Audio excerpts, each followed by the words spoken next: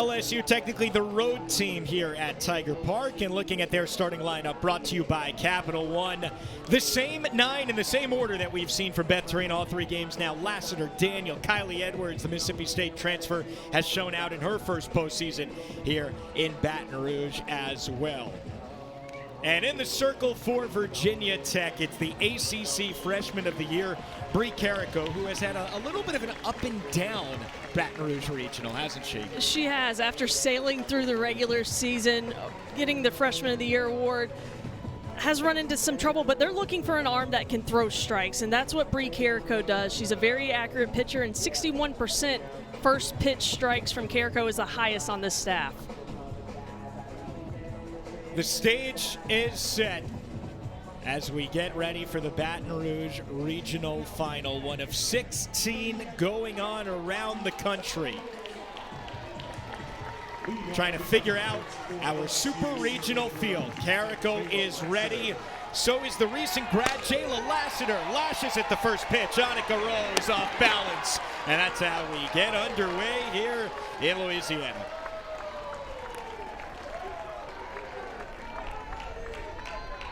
You see what Bree Carrico is going to bring. It's not going to be overwhelming velocity because she's going to rely on her spin. She has a rise ball that she can throw for a strike, then ladder from there. But she's going to throw 33% changeups mixed in with that rise ball.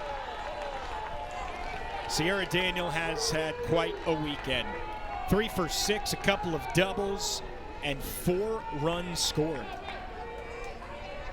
For the 16 runs, quarter of LSU's this weekend.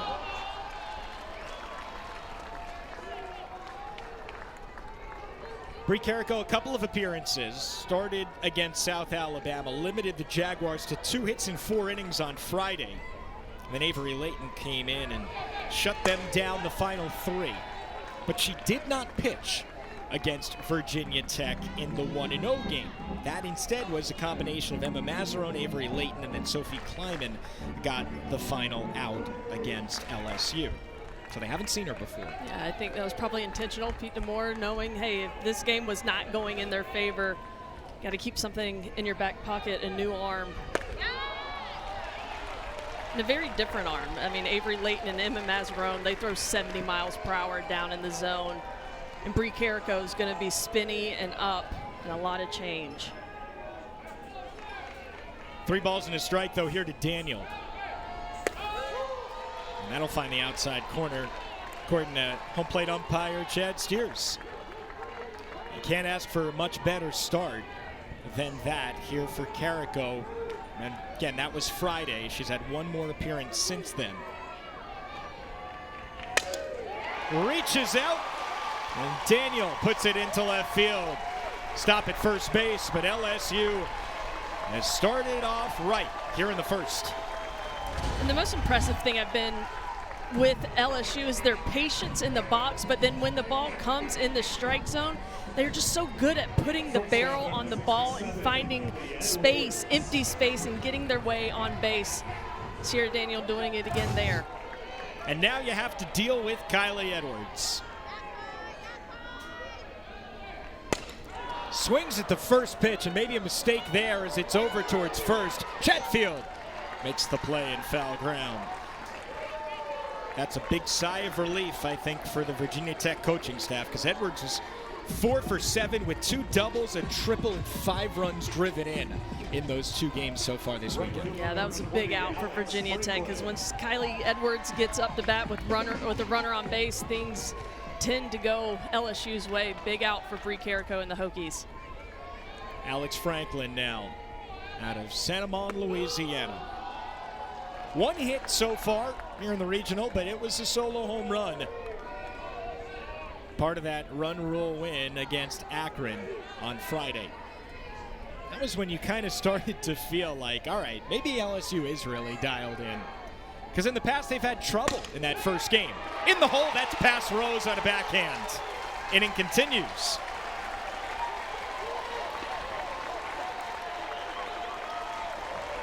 Not having a lot of trouble so far here with Brie Carrico. And this ball looks like it just went under the glove of Rose. I think she was there in plenty of time. Instead of working from ground up, she tried to come down on that ball and it didn't bounce up high enough.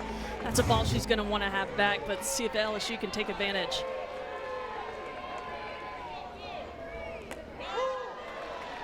Rose is usually such a sure-handed shortstop as well. And now it's up to Tori Edwards. 1 for 4, a run driven in. See her OPS above 1,000 for the season. LSU 333 this weekend with runners in scoring position, and that's where Daniel is. Franklin on first. And it does feel like momentum-wise, Virginia Tech really can't afford to let LSU get up big early. And it's just felt like LSU from the very first pitch that they've played at this regional, that they were laser focused, ready to play, didn't overlook Akron or any team, just came out and tried to make a statement, and they're close to doing that again here.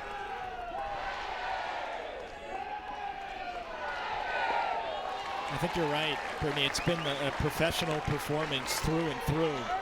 For a team that, remember, last time that they hosted here a year ago, was eliminated by Southeastern Louisiana before even getting to a regional final. And Beth Torina has tried to bulletproof her team for that very situation. It's worked. So far, they are bulletproof. Haven't given up a run, haven't had to play 7 innings, 2 run rule victories. I mean, that's a hard lesson learned last year, but this team is much better for experiencing that loss at home. 3 straight balls from Carrico after going up 0-2. Looks like they'll get out of it, though. Rose across the diamond to Chatfield. And Brie Carrico works a scoreless top half of the first inning. Hokies coming up for the first time. Starting lineup for Virginia Tech, brought to you by Capital One, looks a little bit different than it did against Akron. Mainly Zoe Yeager being lifted up into the number 3 spot, and Nora Abramovich going down to the 6 here. It's going to be Foster, Lynch, Yeager, Aldridge, and then Chatfield, who had that big 2-run home run that ignited the Virginia Tech offense in the top half of the 7th yesterday. And our first look at the Wisconsin to Oklahoma to LSU transfer, Peyton Monticelli. Yeah, a player with a ton of postseason experience, is used to being in these moments and in this environment. No stranger to tough competition. Peyton Monticelli has been huge for LSU towards the later half of the season, more in a relief role, but getting a start here today. It is her first start since she threw a complete game 4-hit shutout in a 3-0 win over Auburn just 2 weeks ago. 9 strikeouts and 2 walks.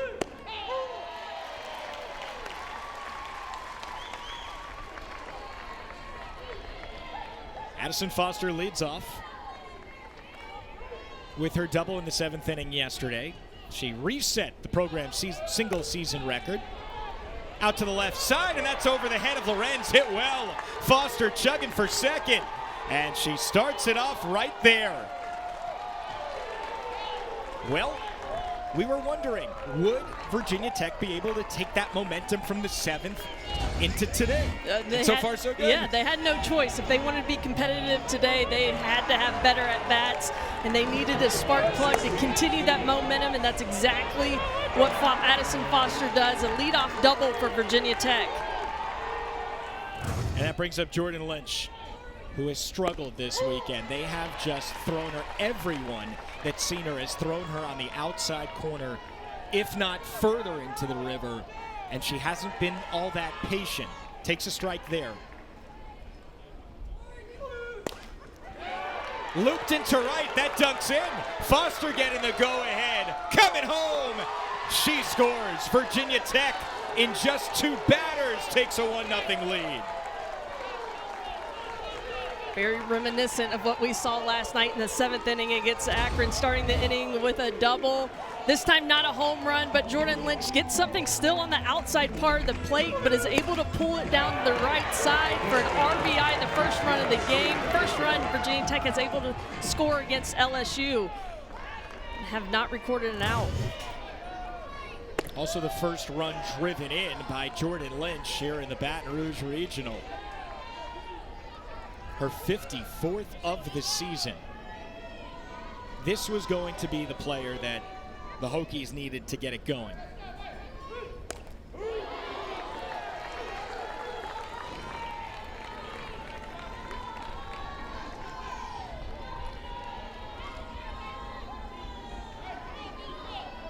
Very quickly, Jaden Heavner is starting to warm up in that bullpen. First run allowed by LSU of the weekend off the bat of Jordan Lynch.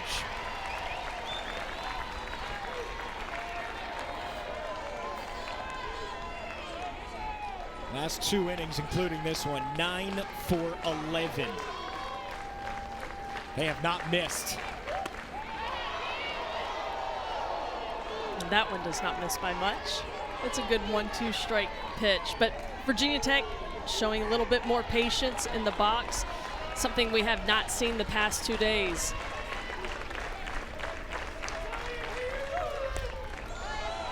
Yeager really had to fight that one off against Monticelli.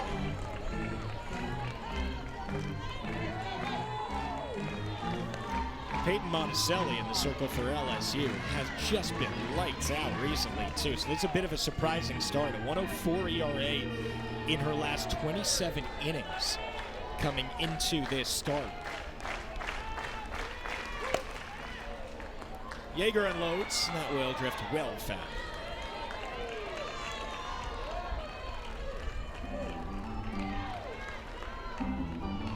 Sub-1 whip and an ERA of 1.18 in her last 5 appearances, if you want to take it to an even more recent stretch.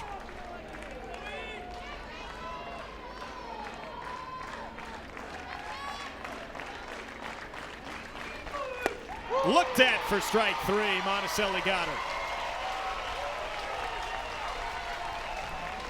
Monticelli going back to that fastball on the outer half of the plate and just paints the outside corner.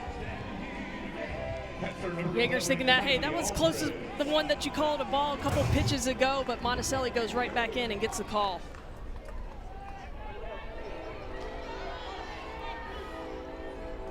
Here's Kylie Aldrich. She had the big swing when it seemed like all was right with Virginia Tech. Grand slam in the 3rd inning against South Alabama. If you're just joining us this weekend, she put a dent in the video board that they had to fix overnight. It was a mammoth blast. Good regional so far, 3 for 8.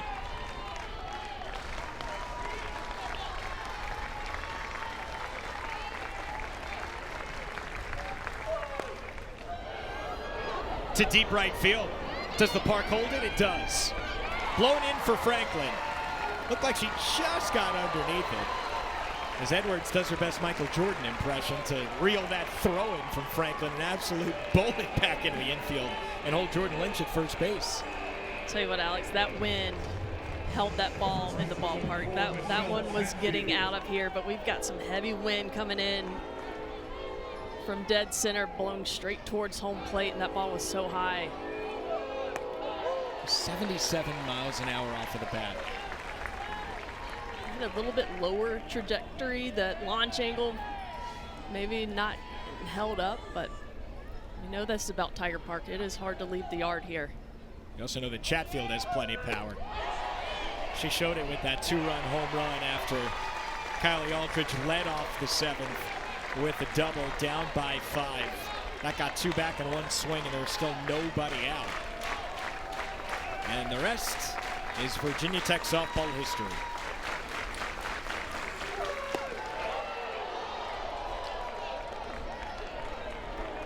Yeah, that wind's going to be a factor.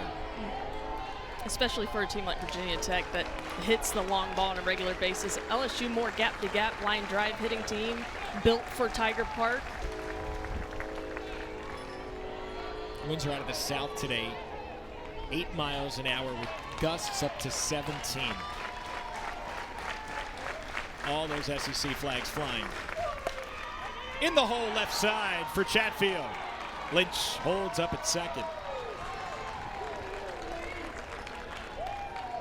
That's just good two-strike hitting from Michelle Chatfield, which we haven't seen much of from Virginia Tech. Being able to shorten up with 2 strikes, not the full swings, but just does a good job getting the barrel through it and squeak it through the 5-6 hole. And now Nora Abramovich, who is still looking for her first hit here in Baton Rouge. That one was going to have no problem getting out. Yeah, ball's carrying much better to the pull side for right-handers. We were wondering if this momentum would carry over from last night. And just by these at-bats in the bottom of the first inning, they look so much more confident, composed, disciplined. Much like the Virginia Tech team we've seen all season. It is remarkable, the 180 that they have done from the middle to 7th inning against Akron to now. You know, you're not making any excuses, of course, for Virginia Tech, but you do wonder, like, they're more used to seeing an arm like Monticelli than they are Jamrock throughout the season, who's throwing about 62. Timing, you know, has a lot to do with hitting, of course. Yeah, hitting is all about timing, but you'd expect by at least the second time through the lineup you'd settle in. I think Virginia Tech really got in their own head that game, and then finally broke out of it and back in a much better space. Abramovich reaches out. Not exactly the swing I'm sure Pete DeMoore wanted to see on 3-1. Yeah, but definitely not 3-1 when to chase a change-up that you're not sitting for. Peyton Monticelli throws 70 miles per hour unless you're sitting change. She's lucky that one got out of play. Payoff jammed, shallow left, and there's Edwards to end the inning. Not before Virginia Tech scores first. They got more hits today than they did against LSU yesterday already. If Beth Torina can rack up win number 618 here at LSU, it would mean a 4th straight season of 40 wins. LSU starting the day at 39-17. What a job she has done, except recently it has been more of a struggle for LSU as a regional host that has failed to reach supers last year as well as in 2023 when in-state rival Louisiana beat them and went on to the supers. But this looks like a very different team than the one that fell to Southeastern Louisiana. Deeper in the circle, more offense, and certainly a deep lineup that we've seen can create runs in a lot of different ways. Yeah, I think this is a complete team. I mean, last year they had a really good team. This team has leveled up with the 11 newcomers that they've brought in, really went into the transfer portal, got some players with postseason and SEC experience. I mean, if you look back at the beginning of the year, though, it was a really slow start, started 0-5 in the SEC, and it just takes time. 11 newcomers, players coming from different programs. Beth Torina talked about how they had to learn each other's language. And it's been a great coaching job to see how they've gotten better and better as the year goes on and playing their best ball right when it matters most. Macy Bazeron, what a weekend she has had in her final NCAA tournament. The Rain, Louisiana native, who every time you talk to her and you ask her what it means to play for LSU, gushes about this program, gushes about this school, and it's really special to watch her take advantage of this opportunity. I mean, for an All-American that has struggled mightily in the box this season, having a breakout moment this weekend. I mean, those numbers, they tell the story. That 2-run home run lit up Tiger Park. This is to short, not hit all that hard. Rose won't have a double play, but they will get the lead runner as Bazeron's erased on the 6-4 fielder's choice. Just wasn't hit hard enough there.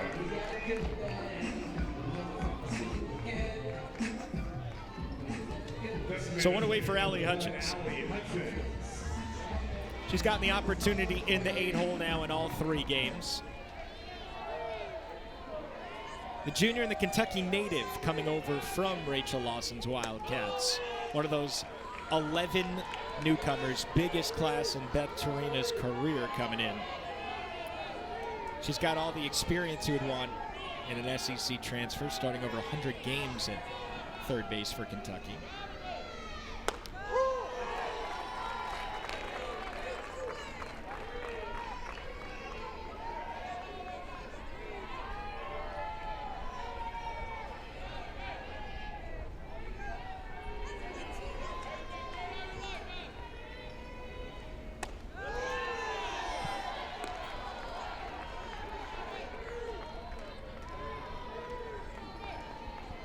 It was really between Hutchins and Riley Johnson for that DP spot. Johnson started in the SEC tournament, but Hutchins every game this weekend. Rose gets it, throws back to first, not in time.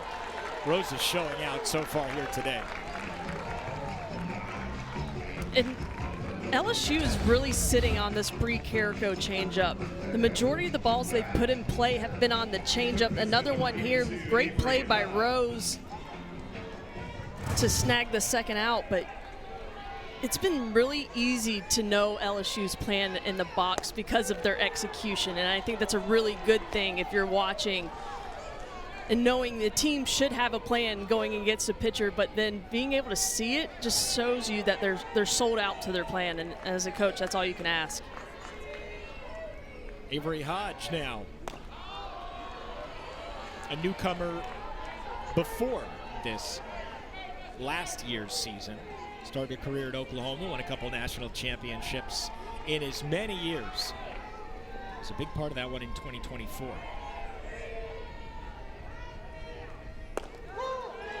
The end of the four-peat.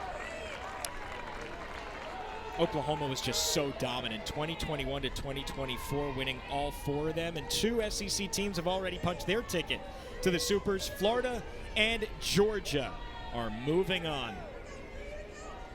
So two hosts into the Supers as well, which means that we know there's going to be one Super Regional in Gainesville as the higher seed.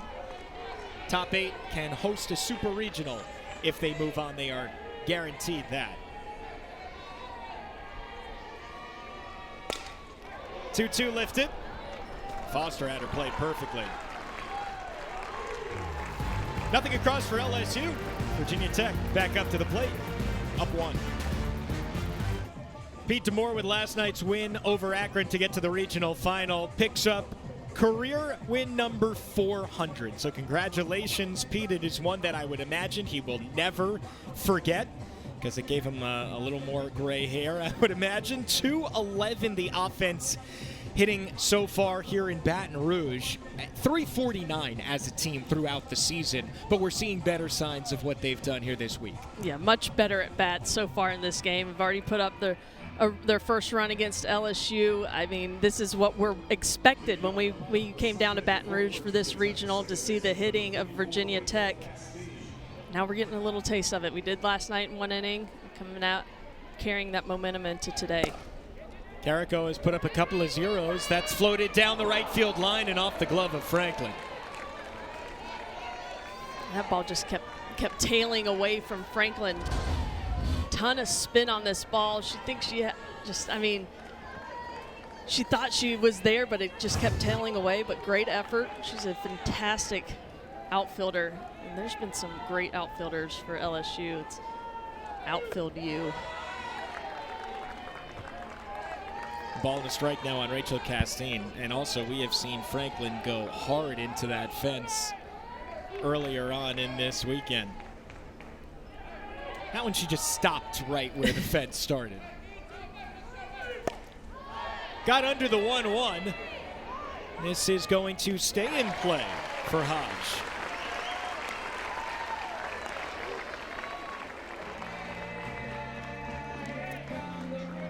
Virginia Tech leading this one 1-0 thanks to back-to-back hits to start the game. Leadoff double by Foster, and then Jordan Lynch promptly delivered a single to right field to score Foster. Off the fist to second. This is easy for Daniel. The Women's College World Series returns to Oklahoma City as the action begins Thursday, May 28th at noon Eastern, live on ESPN. And for more information on the WCWS, visit NCAA.com, the home for all NCAA championships. Super Regionals next weekend, starting Thursday, and then we bring the show to the Heartland. Best couple of weeks of the season by far. The top 8 teams in the country all battling for a spot in the championship series. Only 2 can get there, and then only 1 will lift the trophy. Annika Rose tomahawks it down the line and left. Lorenz runs out of room. And this is a season where you just cannot pinpoint which 8 teams are going to make it to the World Series. You really can't. And in the past, I mean, you talked about the Oklahoma 4-year run. It was like, all right, yeah, Oklahoma's probably going to win it again. But now this year, I'm looking at the bracket. I'm like, who's even going to make it out of the regional? There's so many great matchups, this one included. And I think it's just so great for the sport. You're going to see great games across the country. Super regionals are going to be electric. It's anybody's game. 1-2 to Rose. And if you think back to the beginning of the season, you know, Texas Tech was the high favorite, and they just had to have a miracle comeback the other night against Ole Miss, and they're not a top 8 seed. I don't think anybody had that projected back in February. An 8-run comeback. With 2 outs. It had never been done in 640 tries.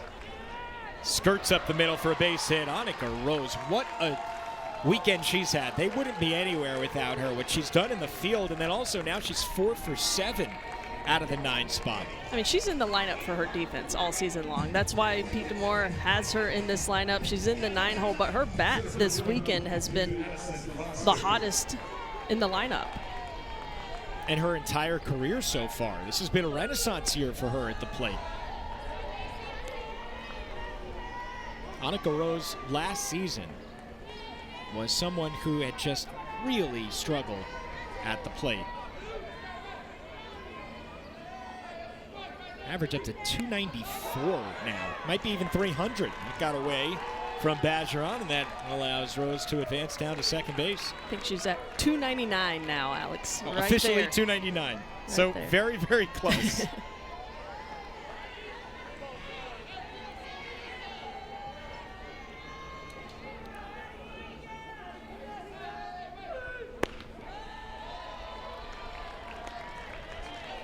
That pass ball on Bergeron, her 4th of the season. It's 3-0 now as the lineup turns over to Foster.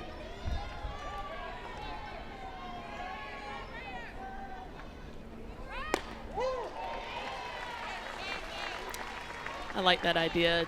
Tori Edwards at first base behind the bag. Didn't even flinch.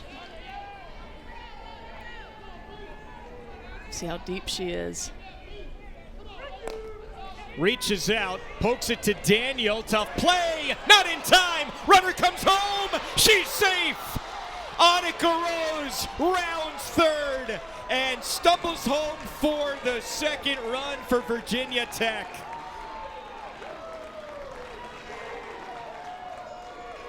Pushing the envelope, head first slide in front of the throw. This is an infield single. But Annika Rose, no hesitation. Love the aggressiveness of Virginia Tech. And just catching everybody off guard. And you saw Tori Edwards at first base flip that ball underhanded to the plate. And if you remember back in the SEC tournament, she left the game with a shoulder injury. Back in the lineup now, but unable to throw the ball to the plate. That's something that Virginia Tech is going to put in their back pocket. Without a doubt.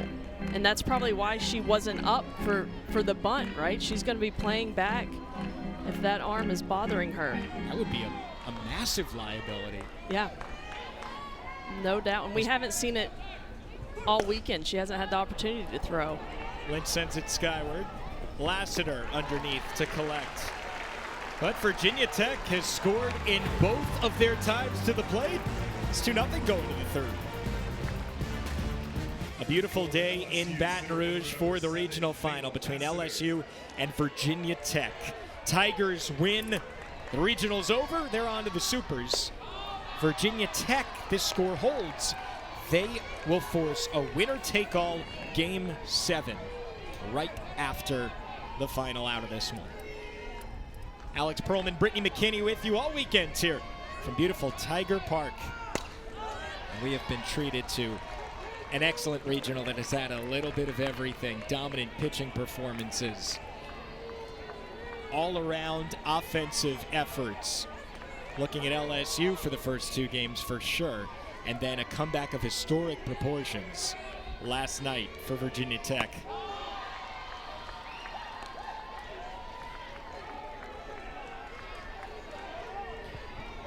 And Beth Torina is now coaching third base, which she had not done all season long. And we actually asked her about that.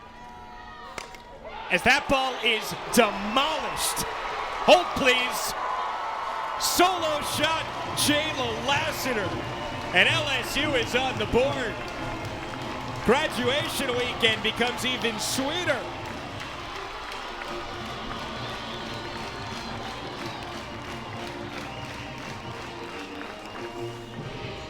LSU's heard everybody talk about Virginia Tech and their home runs all weekend, but Jayla Lassiter with her 5th home run of the season, and no doubter. And now check out the bat flip. Check it out, holds on to it, smooth. Cuts the lead in half with 1 swing. 76 miles an hour off the bat. It flew 241 feet. Cut through the wind in the Baton Rouge afternoon.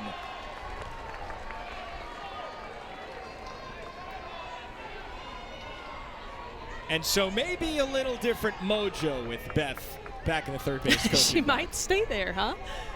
I don't think she's moving. Daniel just past Carrico. Off balance throw in time. Nicely done by Castine. Daniel is retired. You know, we were saying also with Beth Torina, when we talked to her before regionals started, she was saying it's gone great. I love the view that I've had from the dugout. I've been able to do some different things and focused on the game plan a little bit more, watching with a more holistic view. You know what? Maybe throw that out the window right now. What I think she may be doing, the way she's standing far back down the line, is that she's looking to pick that change up from Carrico. I think a lot of times you'll see a pitching coach at third base with a right-handed pitcher. She is staring into that glove, seeing if she can get anything. You see, she's kind of leaning over to get a better look. Kylie Edwards blasted off of Lynch. We'll see how that one is scored. Edwards hit it hard. Yeah, I'd give that a hit if I was scoring, but I'm not. Goes down as an infield single. And so 1 on and 1 out following Jayla Lassiter's blast to left. Well, you knew that you weren't going to hold down the Tigers all game. Bree Carrico finding that out the hard way with 1 swing of the bat. But I suppose if you give up a home run, best case scenario is it's a solo shot. Yeah. I mean, with the run production that Virginia Tech can put up, if you keep it to solo shots and then respond. They do still have the lead. But Alex Franklin's been really dangerous, driven in 9 runs in her last 6 games.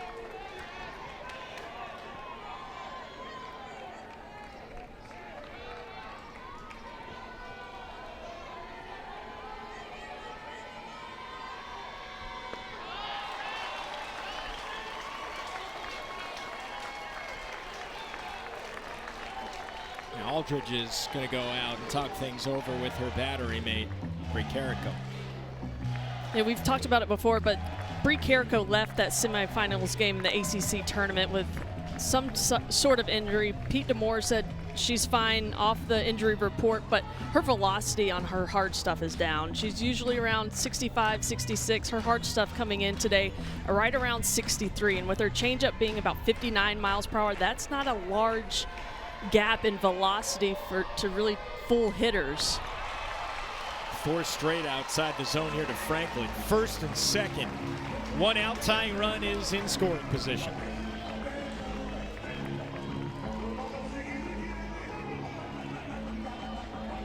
Carrico has been as big a reason as any that Virginia Tech has racked up 48 wins this season.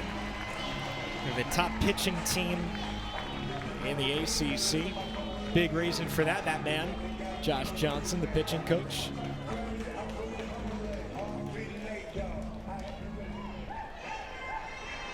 They last made a super back in 2022. This would be their 4th. Emma Mazzarone starting to throw, and she has really struggled with her command this weekend. And Bree Carrico, I think, big reason of getting the start, not only has LSU not seen her, but she has the lowest walk percentage of any pitcher on staff, and they wanted to make sure they weren't giving up free passes. That last at bat, not competitive pitches around the zone. It's a good conversation, not only to give your bullpen some time, but refocus Bree Carrico and go over the game plan with a big hitter, Tori Edwards, coming up.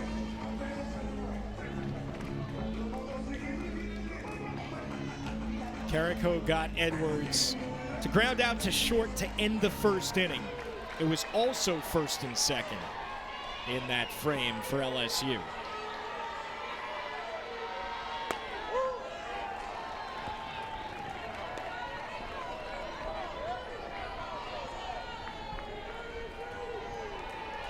Kylie Edwards with great speed on second base. She should score on a base hit.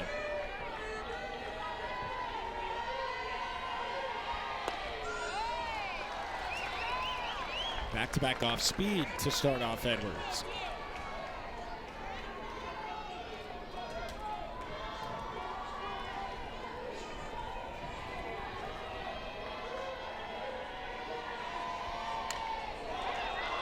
That is fair. Picked up by Aldridge, makes the throw to Chatfield. Very wise at first base for Chatfield to just make sure that Edwards stays on third, because she was thinking about it. She was looking home all the way, but good aggressive base running, smart heads up to be able to get back. But I don't know if you noticed when that pitch was released, the entire dugout LSU was yelling sit. They have the changeup picked, and sometimes if your changeup is elite, you could tell a hitter it's coming and still get it past them. But you know, it's something worth note. How early are they able to pick this pitch? Are they able to take it away from Carrico? Because she's throwing her changeup more than any pitch right now, especially first strike. Here's Macy Bergeron. She has reached in 6 straight plate appearances, singled through the left side in the second inning, her first time up.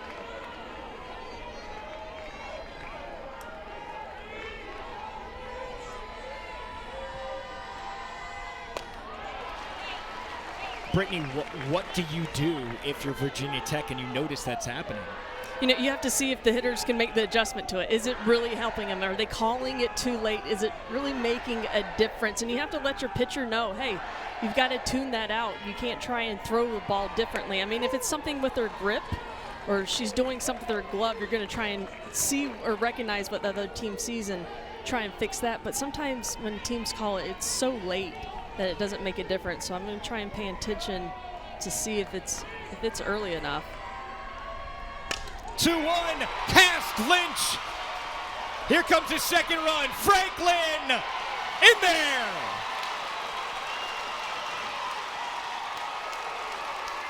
LSU takes the lead in the third. 2-run single by Bergeron. What can't she do this weekend in her final regional in Baton Rouge?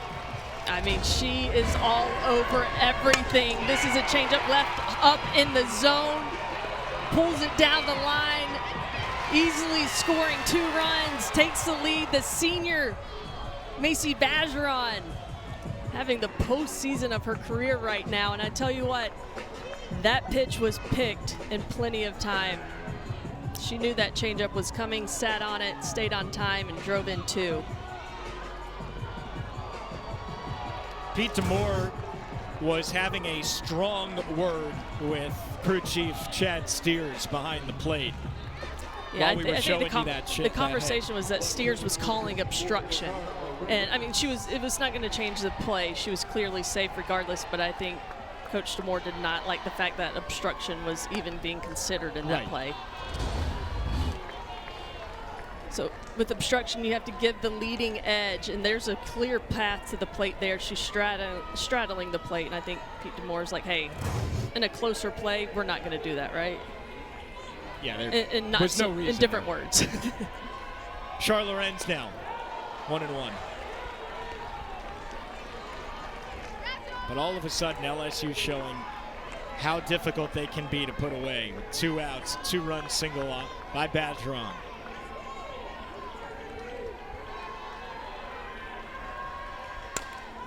And that walk to Franklin comes around to score. We've seen base on balls be such an issue for Virginia Tech.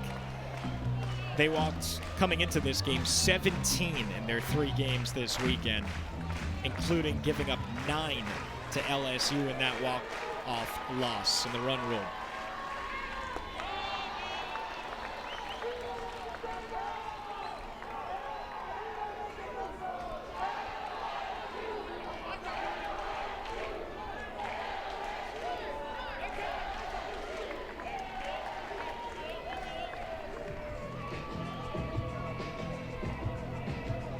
Looks like hitting coach Bryce Neals initiated this conversation with her hitters. Imagine first base coach Taylor Pleasance can weigh in a little bit on offense as well. I would say so. I'd say so. But this game has changed, turned on its head, thanks to some really clutch hitting by Macy Bergeron. She drives in her 3rd and 4th runs of this weekend. This is the regional final. LSU wins. They are going to Supers for the 11th time in the Tigers' storied history, their first since 2024. It'll be second in 3 years, but they've got to put away Virginia Tech first. Char Lorenz back up the box, and that's through. Bergeron's going to stop on second. They're getting to Carrico here in the 3rd. they are. Barrel after barrel after barrel. This was probably, for Pete Demore, the scenario you fear the most, because she is one of the arms you are the most confident in. If you have to bring Emma Mazzarone in a tight situation, I think the concern has to be that she'll throw strikes. Right. Until she proves you wrong. And don't get me wrong, she could very well do that. Mm-hmm. 25th pitch of the inning coming up, and it's outside and high. Or even Avery Layton. I mean, she's come in some sticky situations this weekend and has done pretty well, especially after not pitching much in the later half of the season. They have options, but they're keeping Carrico out there for now.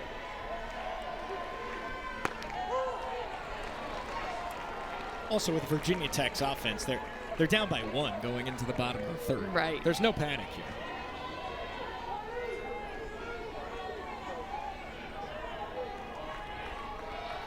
I wonder if LSU, now with the lead, do they make a change and go to Heavner?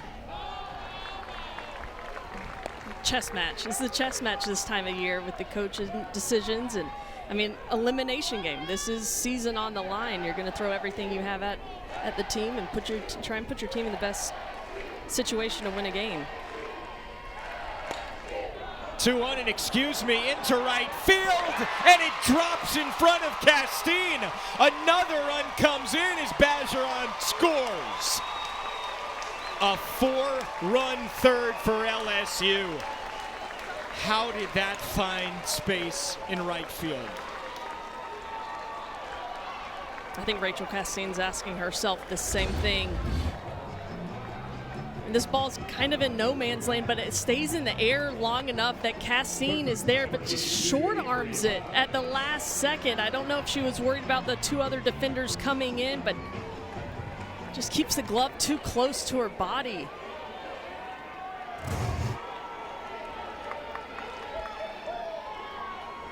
Second and third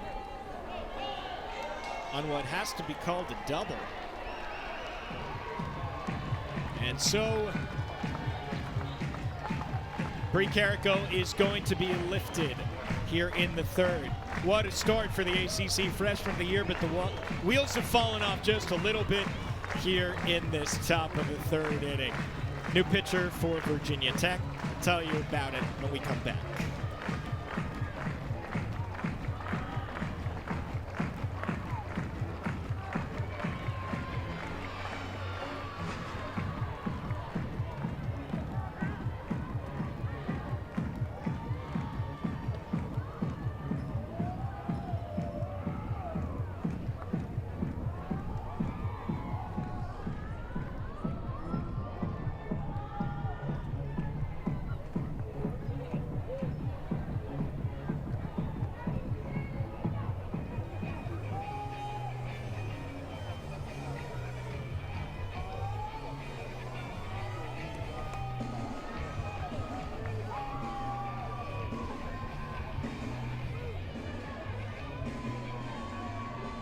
Your attention, please, now pitching for Virginia Tech, number 5, Emma Mazzarone.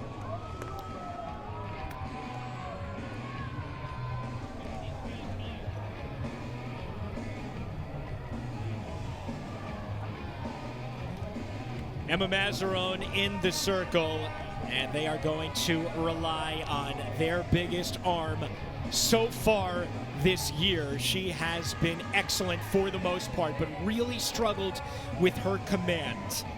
You see 8 walks in this tournament, including 5 in just 1+ inning against LSU in the start of the 1-0 game. Yeah, and the type of pitcher she is, she relies on a lot of swing and miss and chase out of the zone off of her. She's going to hit up to 72 miles per hour down in the zone. The new pitch for her this season that's been really effective is that off-speed rise, the offset, that heavy drop ball. But if she can't get it in the zone, LSU has proven to us and to Virginia Tech that they're not going to chase off of Mazzarone. They're going to make her bring it over the plate and work for everything.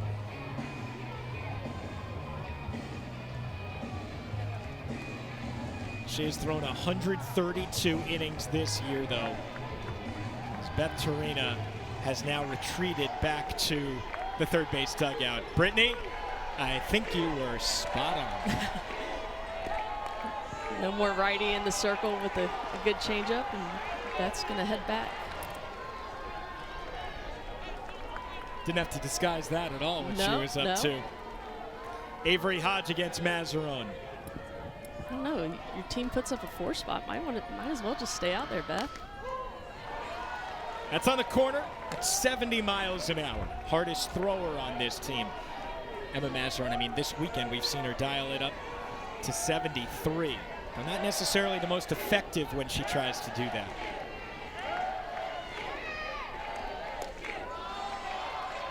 There was that off-speed rise. And this is going to be an adjustment for LSU, right? They were going after Bree Carrico 2 times through the lineup, sitting around 57 to 62, the majority of her pitches, and now seeing 71. It's going to look more like 75 until you get your feet wet. Hum that one in there, 2-2.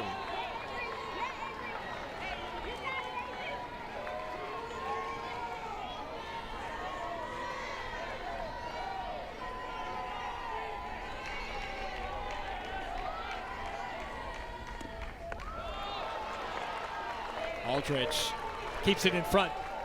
I don't believe that's ball 4, however. Now Hodge is going to have to walk back. Maybe she's saying she got hit by the pitch.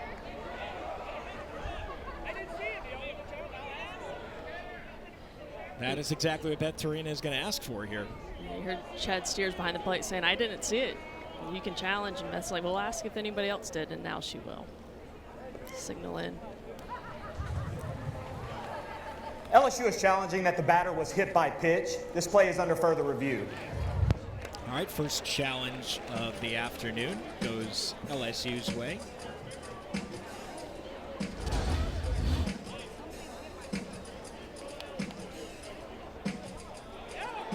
It did get her toe, but Alex, is she out of the box?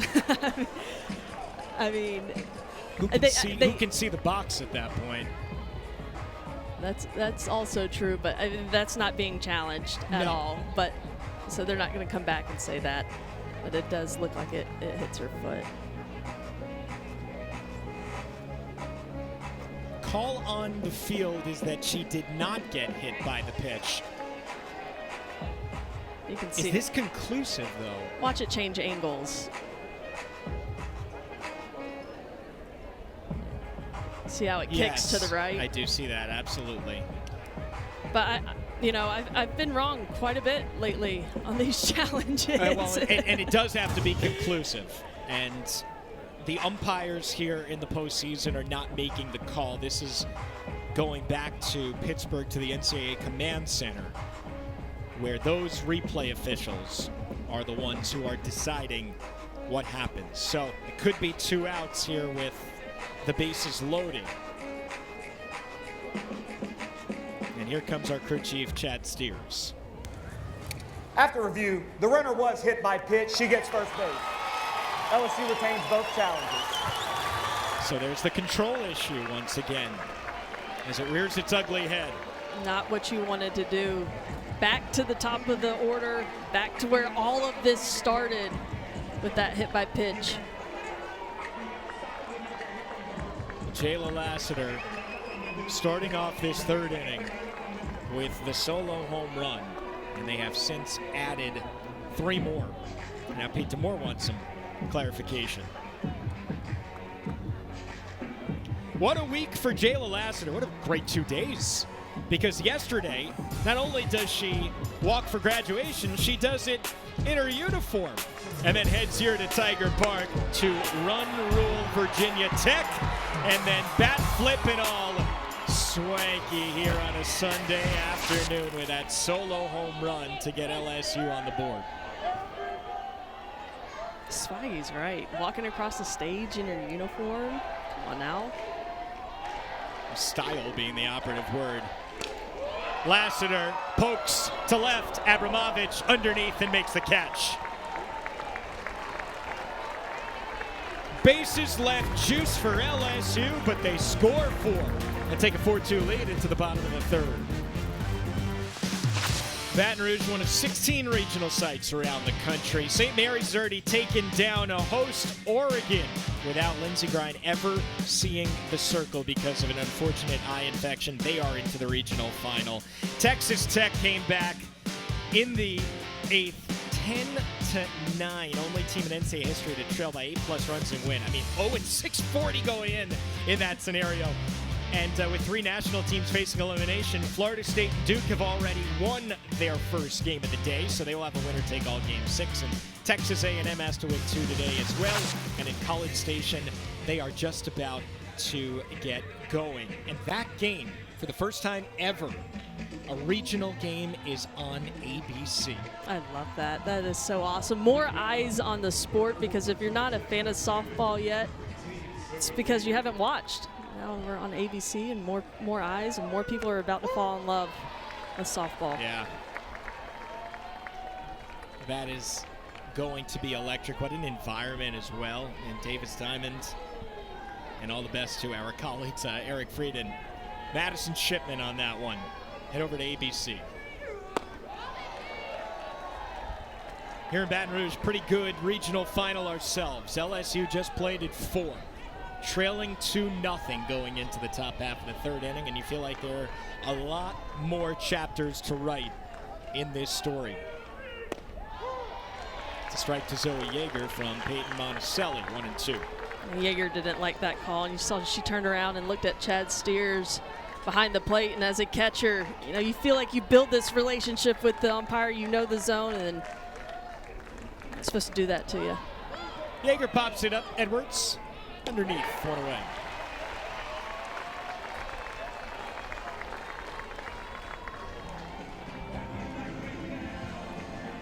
Monticelli trying to settle down. She has limited Virginia Tech to just 1 run in each of the first 2 innings.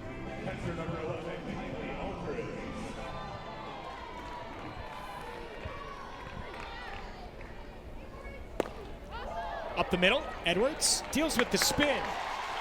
In time to get Aldridge. And this is a Virginia Tech team that just tears the cover off of the ball. 108 home runs. 5th most in the country coming into the tournament, most in the ACC.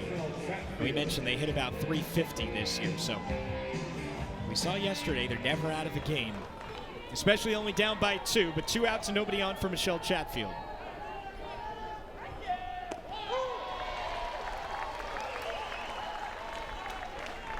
And if you're Virginia Tech, you'd really like to see a response after LSU puts up the 4 runs, but 2 quick outs for Peyton Monticelli and the Tigers. High chop, a Sunday hop to Edwards, and she retires Chatfield. 7-pitch inning for Peyton Monticelli. We'll talk to LSU head coach Beth Torina when we come back. LSU up 4-2 over Virginia Tech in the regional final, joined by the Tigers head coach Beth Torina. Beth, last inning you decide to make your first appearance in the third base coaching box. Can you tell us why? I think maybe it was my 2nd of the year. I don't know, but I was like back like I never left over there, right? I did forget on one runner that I was a third base coach, so luckily she knew what to do without me, but that was fun. Coach, I'm surprised you went back to the dugout after 4 runs. But just talk about your approach coming to this regional and the execution of the message that you had to your team coming in. Well, I mean, we know what a quality opponent we have here with Virginia Tech. They just can do all the things, right, in the circle and at the plate. I mean, they're like specimens out here, too. They're such great athletes. They run. They can do it all. So we knew what we had here. And we also know this one's far from over. I mean, I've seen them play enough. What is this, like their 60th game of the year? I've probably seen 59 of them. So I know that this thing's far from over. I know we have our work cut out for us, but they don't call us the Fighting Tigers for nothing. That's right. Thank you so much, Beth. Always appreciate the time.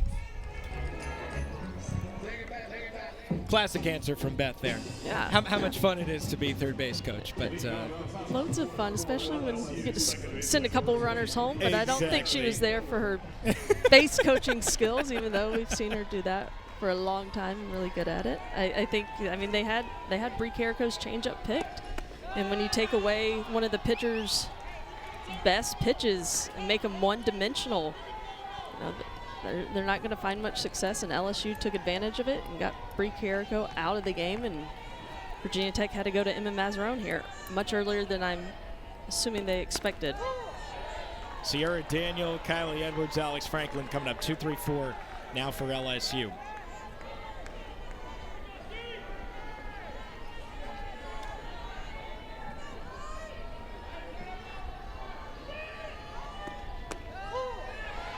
Tigers turning it on at the right time. They have won 16 of their last 21 games, averaging almost 2 more runs per game than before the month of April. And look at the power numbers, too. Big difference.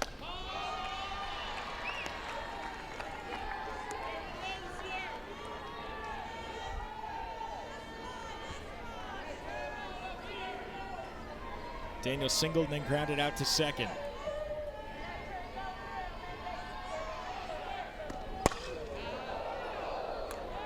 Heads up.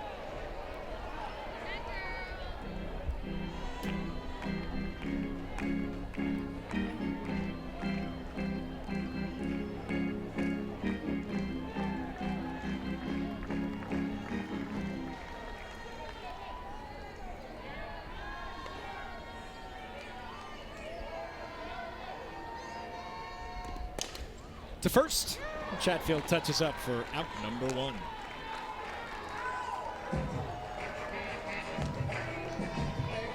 How much, Brittany, when you were playing, and you were a catcher, so obviously you were very aware of this, how much is that opposing dugout trying to look at what you're throwing and see if they can get any sort of edge?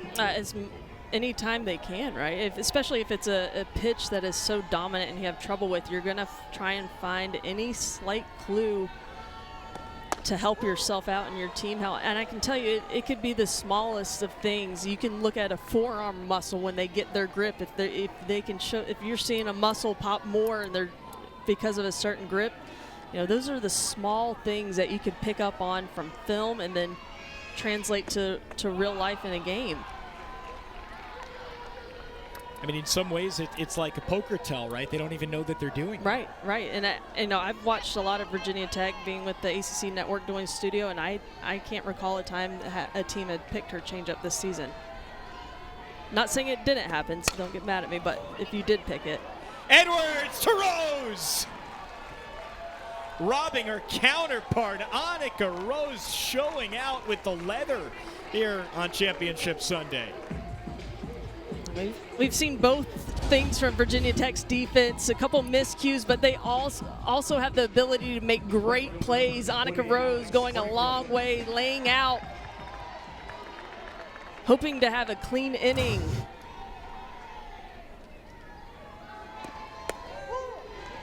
This is a much more in control Emma Mazzarone. This is more what we were expecting to see, honestly, starting against Akron. We thought that she'd be able to pepper the zone a little bit more, get more of a feel, and she's been able to do that against LSU.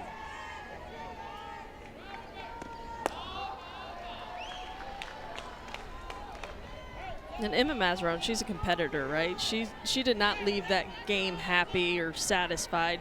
She's one of those players that wants to get back at the team that beat her and make the necessary adjustments to get back at them. Bringing it in. This was the second pitch at 72 miles an hour of the inning. That's not something we see a lot from Emma Mazzarone. If she's going 70, 72, that's usually down in the zone. That time she was able to elevate it. And LSU, all the film they watch on Mazzarone, that's not something they're expecting. If it's up in the zone, it's usually that off-speed rise. So I like that. I like what I'm seeing from Mazzarone. Let's throw the high heat. Even if it's a fastball, don't need a ton of movement when you're throwing 72. And we've already seen a couple of mid-at-bat meetings between the hitting coach Bryce Neal and his hitters. He is locked in to what Emma Mazzarone is doing there in the circle.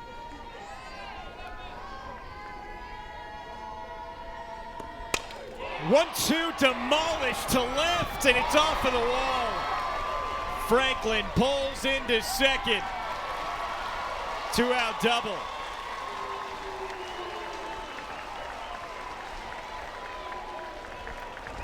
Whatever Bryce Neal told her, it worked. Get something on the inner half of the plate and drives it. Just a line shot off the wall. Alex Franklin with 2 hits on this weekend, and both of them loud. She has not been retired yet today, and now here comes Tori Edwards. Couple of ground outs so far for a player that was last year's Freshman of the Year and an All-American. Still waiting for her to make her mark on the Baton Rouge Regional.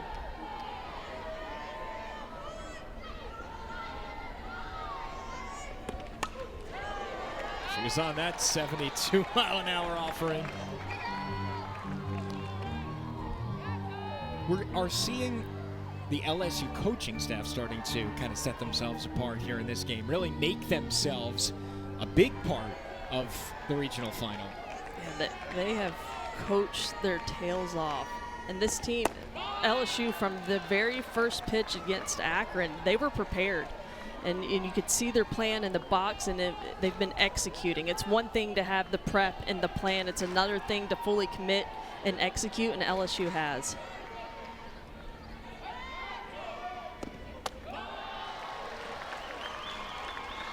Off-speed rise a little bit too upstairs. 3-1 now to Edwards.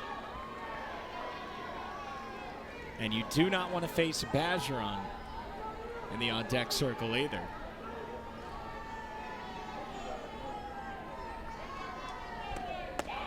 And that's exactly what she'll do with first and second.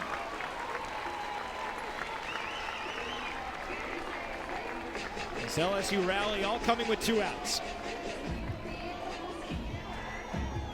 And Mazaron gives up the double to Alex Franklin. And it just seemed like she got a little careful after that. Not used to having hitters, just drive balls off of her all season long. But sometimes, hey, it happens. We're at the point in the season where you're facing great hitters in the lineup. This is an elimination game to go to Super Regional, so you've got to watch that, and you can't go to the next hitter and start being careful and staying away from your game plan. I think that's what we saw there, to see the walk to Tori Edwards to bring up the hottest hitter. She has reached 7 straight times. There is nobody warming for Virginia Tech. This is Emma Mazaron's game. The most dominant season of her career. A junior from Pleasant Garden, North Carolina. Looking for one more out here. But it is the hardest hitter in LSU's lineup to retire.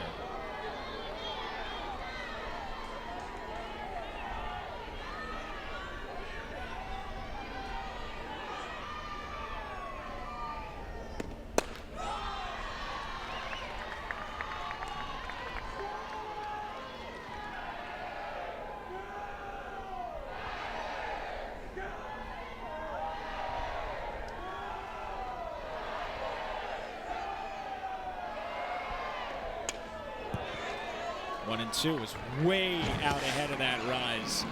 This is how she basically got her weekend started. Saturday against Virginia Tech, and no doubter, dead central. 2-run shot, and LSU never looked back in that 8-0 walk-off run rule win. Nobody has been able to get her out.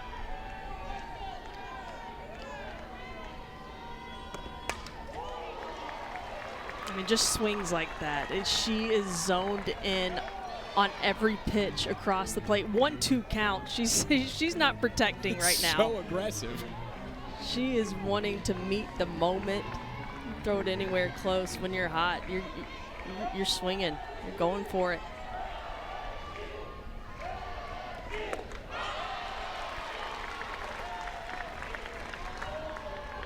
And to think she's hitting 264 on the year. I mean, first, 60% of the year, not very impactful, but when it mattered most, my goodness. To third, Lynch touches up. And Emma Mazaron gets out of another jam.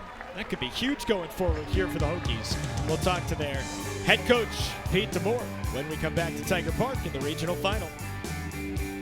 We are midway through the regional final here in Baton Rouge, joined by the Virginia Tech head coach, Pete DeMoore. Pete down 4-2 here going into the bottom of the fourth. Your offense against Peyton Monticelli looks a lot more dialed in than we saw yesterday. What was the message to the team coming in, and how are they executing the game plan? Very simple. Get a strike and hit it hard. I didn't go in with any grand. We watched film and had a good idea of what we were looking for, and just try to hit it hard. Go to Maz early in this game. She's seen LSU already in this regional, but much sharper this time through. What do you think she needs to do to keep LSU off the board? Yeah, just get ahead, keep mixing her pitches. Just throw strikes and let them hit it, and our defense is pretty good, and we'll make plays. Pete, thanks so much, and congrats on 400 yesterday. Thank you. Appreciate it. Gobble, gobble. 400th career win, one that he told us he is absolutely never going to forget. He's like, you kind of remember some of them along the way. 400 in that fashion. Your season's down to 3 outs. You're facing Akron in an elimination game in the NCAA regionals, and you put up 6 without even getting an out. That is something that is an unforgettable moment.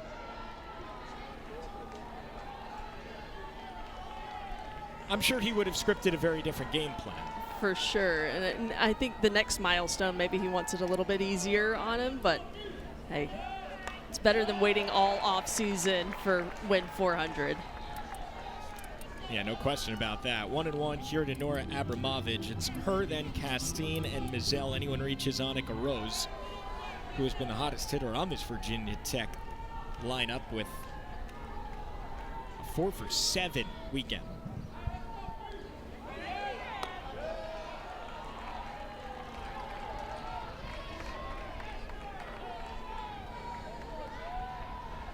LSU, the first 2 games of this regional, had given up just 5 hits. Already 5 hits allowed today to Virginia Tech. We are only in the bottom of the 4th inning.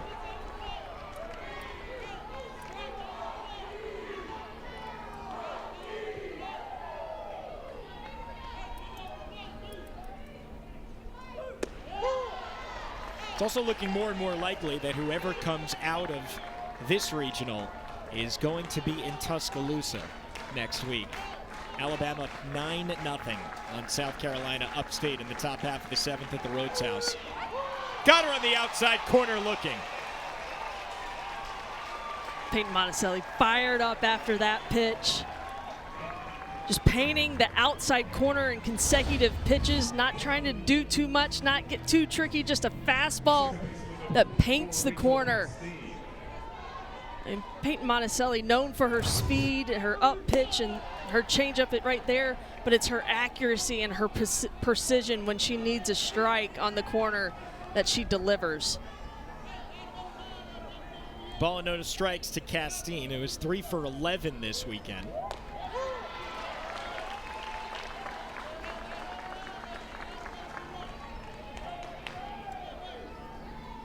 Pop up to third, her first time up.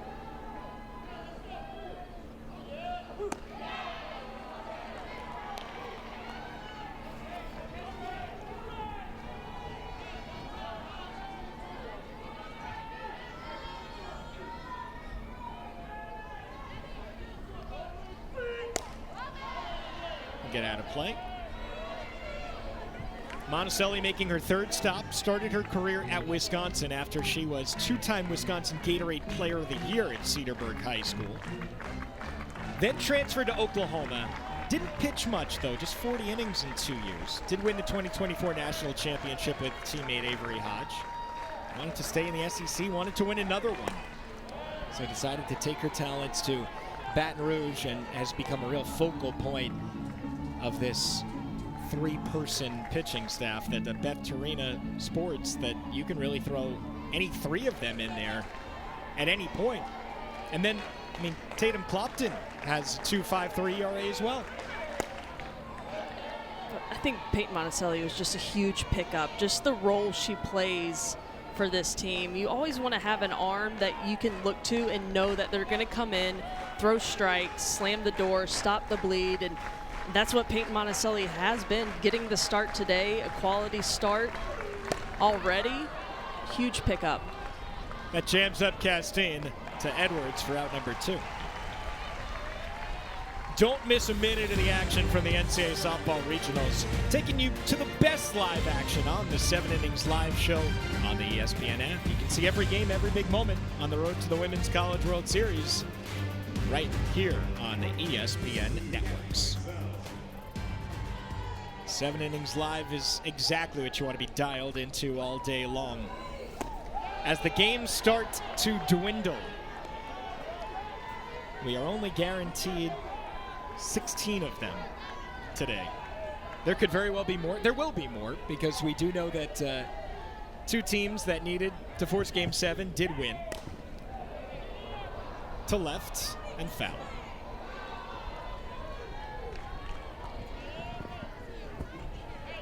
And Alabama has closed it out against South Carolina upstate. That's gone final. They win the Tuscaloosa Regionals. So now both teams know where they will go next week. But now the Crimson Tide and Patrick Murphy are going to be locked into us all day long. We know that much here with LSU and Virginia Tech battling for that 1 spot. What a turnaround for Alabama. Picked middle of the pack preseason SEC, and then just comes out and dominates. The turnaround for Jocelyn Brisky in the circle. SEC Pitcher of the Year, and then the freshman in the circle, Vic Moten, has been a huge piece for them. This Alabama team is a real deal. But like we said earlier, they're not separated by much. It came down to the last couple games to even know who had an idea, maybe that top seed. Opposite way, straight at Daniel. It's another 1-2-3 inning for Monticelli, and she has now retired 7 Hokies in a row. All of it started for LSU in the third. Solo shot for the graduate, Jayla Lassiter, and then a 2-run single for Macy Bergeron. You can't keep her back quiet. Allie Hutchins floats one right past the second baseman, Castine. 4 runs come in for LSU in a tournament that they're hitting over 400. But, however, they've left 8 on base today and 22 on over the 14 2/3 innings so far here in the regional. Reason for that was because of the walk-off win. They had 2, both of them. Akron and then Virginia Tech.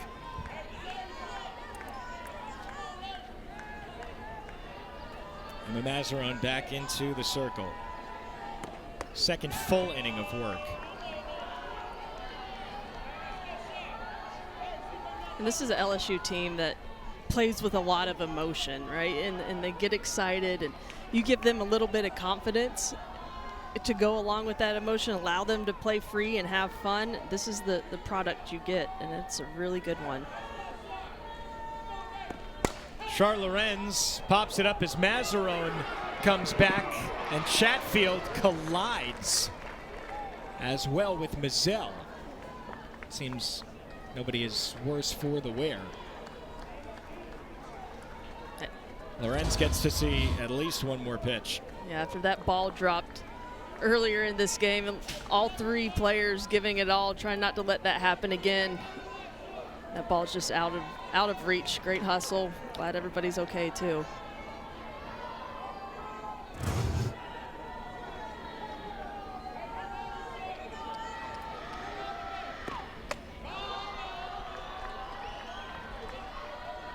LSU is now at a couple balls that haven't been hit all that hard, but have just found the right spot. Granted, that was a foul ball, but with Hutchins, I mean, it was an RBI double. Yeah. I guess it's hard for those, they go in the book as a double, but I mean, that ball should have been caught. That's correct. Didn't hit the glove of Castine, even though she was right there.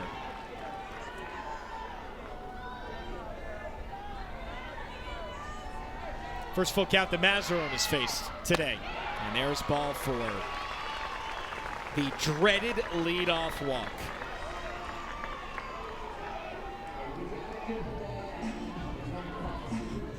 That's what LSU did so well the first time they saw Emma Mazaron, was the patience. I mean, the close calls they weren't chasing. Great strike zone awareness. Really frustrated Mazaron in the circle. 1 on for Allie Hutchins. The curve on the inside corner has been working really well to righties so far. I mean, that's a hard pitch to hit, too, coming from the left side and coming in at 71 miles per hour. If she's not getting the outside corner she wants, that's the pitch that she needs to go to more. Opposite way once again.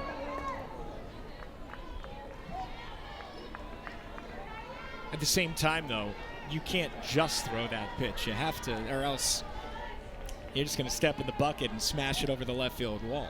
If you know You're it's right. coming. You're right. Yeah. I mean, you've got to throw both sides, but prove to me you can catch up with this pitch coming from left side, tailing into the hands of a righty.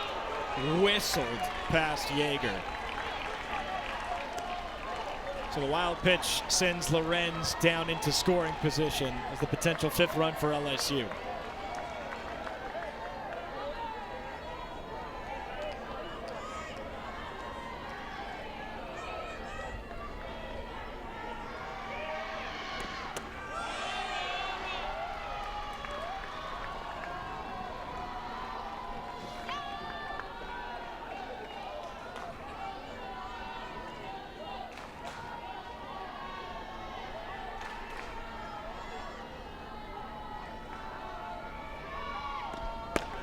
Wouldn't go on 2-2. Third baseman Avery Hodge is on deck.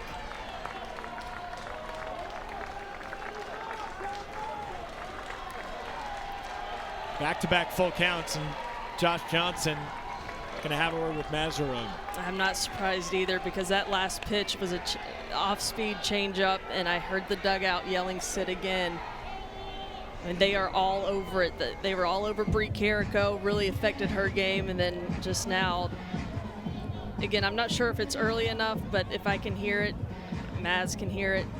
How does this not get in her head? It certainly, it will. It will mess with the pitcher. Even if they have the most elite changeup in the country, when a team is on it and they're right, consistently right, and not missing it, it will mess with a pitcher. So what you're saying is even if they get Alyssa Fairclough's changeup, it might not matter. Well, you know, some teams have picked it, and then that's when, at the point the coach is like, hey, we can tell that hitter your changeup is coming because it's so elite, and they're still going to have trouble with it. But, you know, not many pitchers have that kind of changeup. What was it, St. Mary's did it? Mm-hmm. Certainly didn't pick it up yesterday. No. That no-hitter. Here's what they're playing for. LSU trying to get to Supers with a win here. Virginia Tech, a win forces Game 7. Payoff pitch. Just missed. Wow. When your pitcher's struggling to find the zone, that's a pitch that you're wanting so badly. A 3-2 count, tries to paint the outside corner. I mean, right where Jaeger's set up.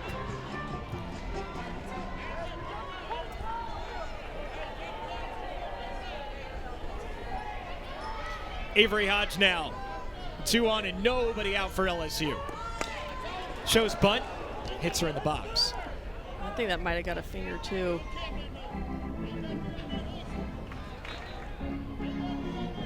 Trying to turn this lineup back over to Jayla Lassiter.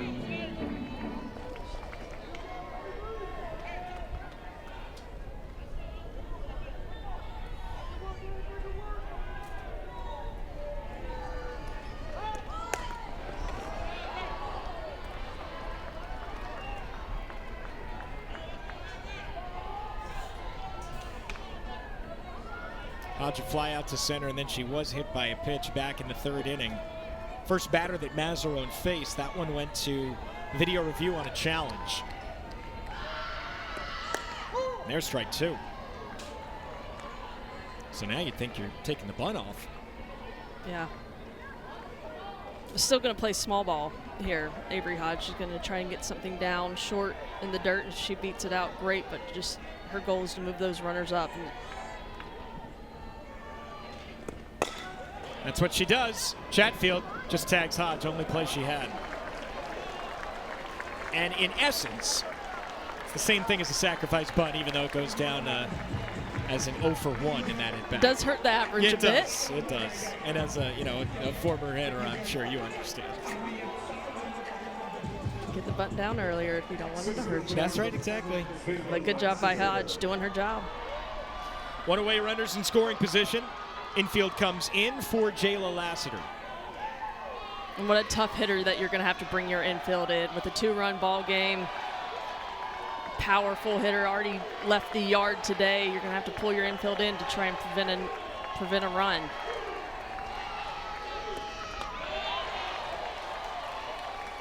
I think one thing that's telling with LSU hitters against Mazzarone is that combined this weekend, they've only had 1 strikeout.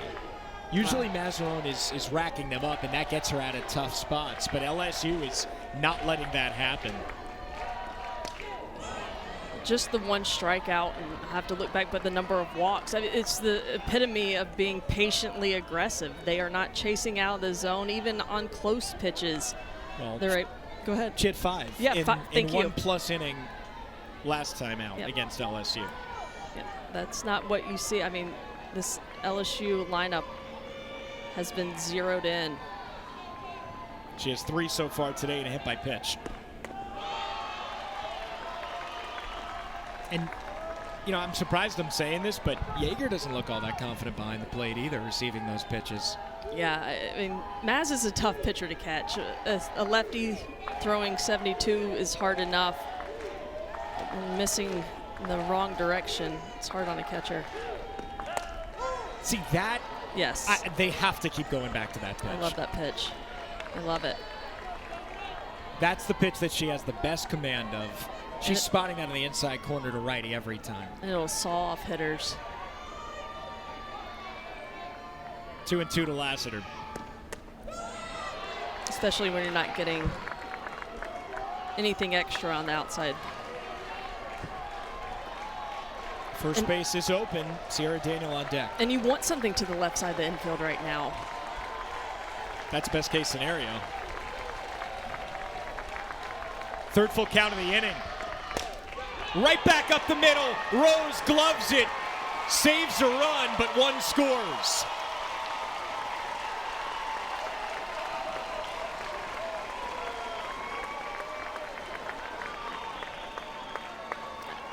Monica Rose does save a run here, but gets this ball back up the middle, stretches out, able to keep it in the dirt, not able to record an out, but because Rose is played in with the runners at second and third, does not have the ability or the time to get that on her feet, so no outs recorded, another run across. 5-2 LSU. That leadoff walk, how many times does it come around to score?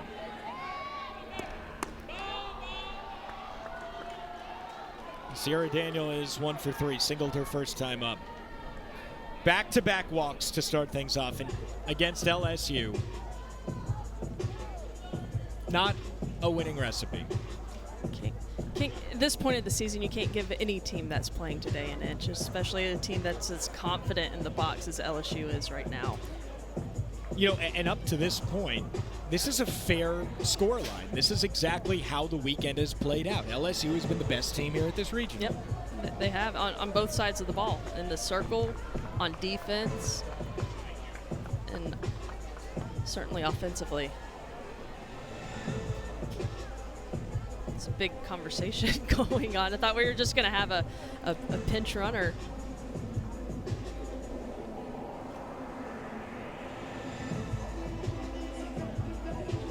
So, yeah, we have seen a lot of conversations here between the coaching staff, and that's not something that's policed. It's just, you know, as needed. But if a team needs it more than any other, then they're going to let it happen. They did change the rule a couple years ago. You only get 7 timeouts per game, but I mean, if you make a substitution, you never see a team really use like this what LSU is doing. Right. No, they're certainly but you know, this isn't going to count against them since they put a pinch runner in. But no, that I mean, you mentioned it earlier. The coaching staff zeroed in.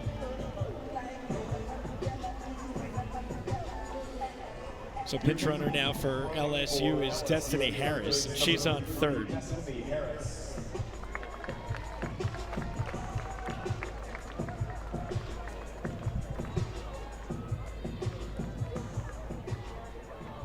So far, 4 teams, all out of the Southeastern Conference. 12 teams were alive from the SEC trying to get to Supers.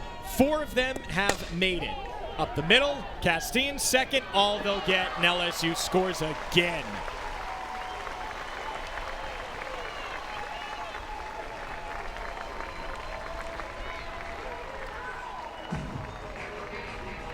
And the ball has not left the infield on these past 2 hits, but 2 runs plated. Shortstop number 67, Kylie Edwards. And 2 big runs at that. 4 in the third, 2 in the fifth. And now Pete DeMoore is going to talk to Chad Steers behind the plate.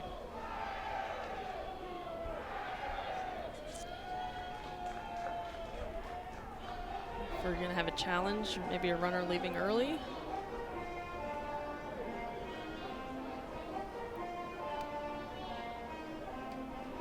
LSU is challenged once. Virginia Tech has not yet today. The ruling on the field is no interference by the runner going from first to second. Virginia Tech is challenging this play. We are under further review. Okay, interesting. So they're saying the runner from first to second base interfered with the throw over to first base. And obviously there was no contact with the ball and a runner. There does not necessarily have to be contact for interference to be called. Let's see.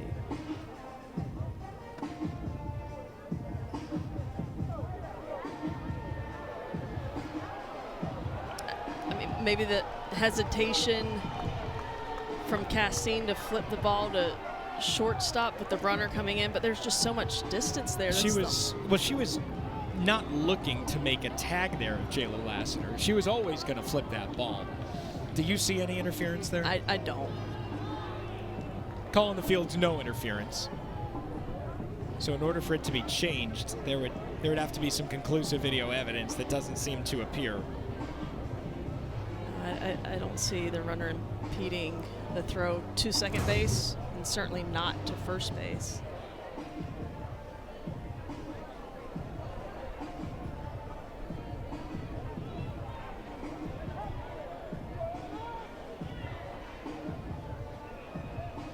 But I think maybe the hesitation that Castine showed from the angle that they have from the dugout, maybe they thought it was closer than what we can see. But here comes Chad Steers. We have a verdict.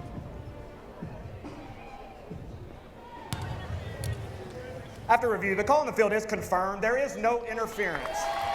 Virginia Tech has charged its out.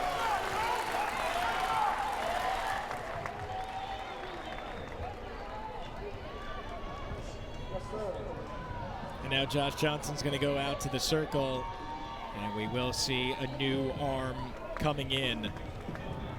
Here for Virginia Tech, Emma Layton, the third pitcher here for the Hokies, trying to salvage this situation. Already 2 runs in here for LSU in this top half of the 5th inning. Remember, Virginia Tech is the home team here today. So they still have 9 outs to work with. LSU has had quite a tournament so far. They blitzed Virginia Tech yesterday in the 1-0 game. It ended up being an 8-0 run rule win, highlighted there by Charlotte Lorenz's RBI single to send them home happy here in Tiger Park. It took Virginia Tech until the 7th inning, down by 5 against the 4 seed, the upstart Akron Zips, but they scored 6 on 7 hits in order to overtake Akron. They will face Alabama. Either LSU or Virginia Tech will go to Tuscaloosa next weekend for the Super Regionals, but we are still trying to figure out which team it is going to be. A game, Brittany, that has not had a lot of rhythm to it. It's been very start and stop. We've seen a lot of challenges, a lot of coaches' meetings, a lot of pitching changes. How do you stay locked in as a player when you know that this is all so important and you have to stay that locked in all game? Yeah, I mean, for Virginia Tech, your season is on the line. High expectations all year long for this team, and you got to go pitch by pitch. This game's not too far out of hand for Virginia Tech, and Avery Layton, as of late, starting in that championship game against Florida State, has been a big part of Virginia Tech in the postseason.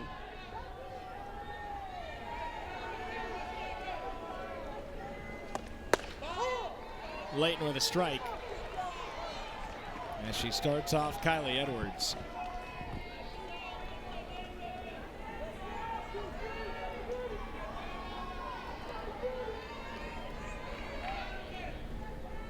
Layton has been very good so far in the regional. 1-0 with a 2.25 ERA, which means 3 earned runs in 9 1/3 innings, scattering 9 hits, 11 strikeouts, and 5 walks so far.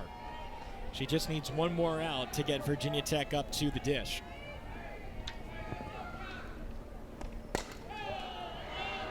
Might get it here, though. This is another really tough play. Chatfield make it look easy. Little small ball by LSU results in 2 more runs. And a 6-2 lead going to the bottom of the 5th. Virginia Tech's lack of control in the circle coming back to bite them once again. All 3 walks have come around to score today, and you see that 6-2 lead for LSU. 4 in the 3rd and 2 just now in the 5th. Bree Carrico struggled. They had her changeup pick, 4 earned runs, 2 2/3. Addison Foster did start it off with a double, came around to score 1 of those 2 runs, but Virginia Tech has been held off the board by Peyton Monticelli through the last 3 innings. She has retired the last 7 that she has faced. 9-1 and 2 now coming up here for the Hokies.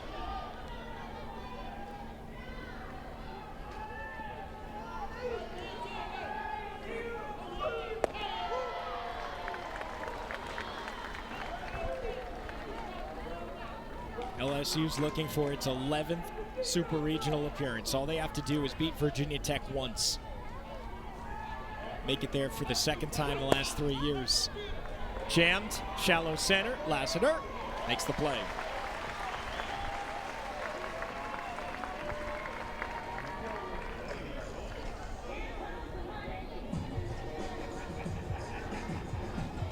And Peyton Monticelli might have struggled a little bit off the bat, but a lot of times when you get an arm like that, if you don't score early, which Virginia Tech did, but she did a good job limiting them to just 1 run in the 1st and 1 in the 2nd. Sometimes these great pitchers just settle in, and that's the only chance you have. And she's just been so precise, right? You watch Bergeron behind the plate, where she sets up is where the ball is going to go. And for Beth Torina as a pitch caller, I mean, you can call whatever pitch you want to, but if it's not executed, it really does not matter. And Monticelli has been executing today. 8 in a row set down now by Monticelli. That ball is tagged to deep right field. Franklin makes the play and bangs into the wall.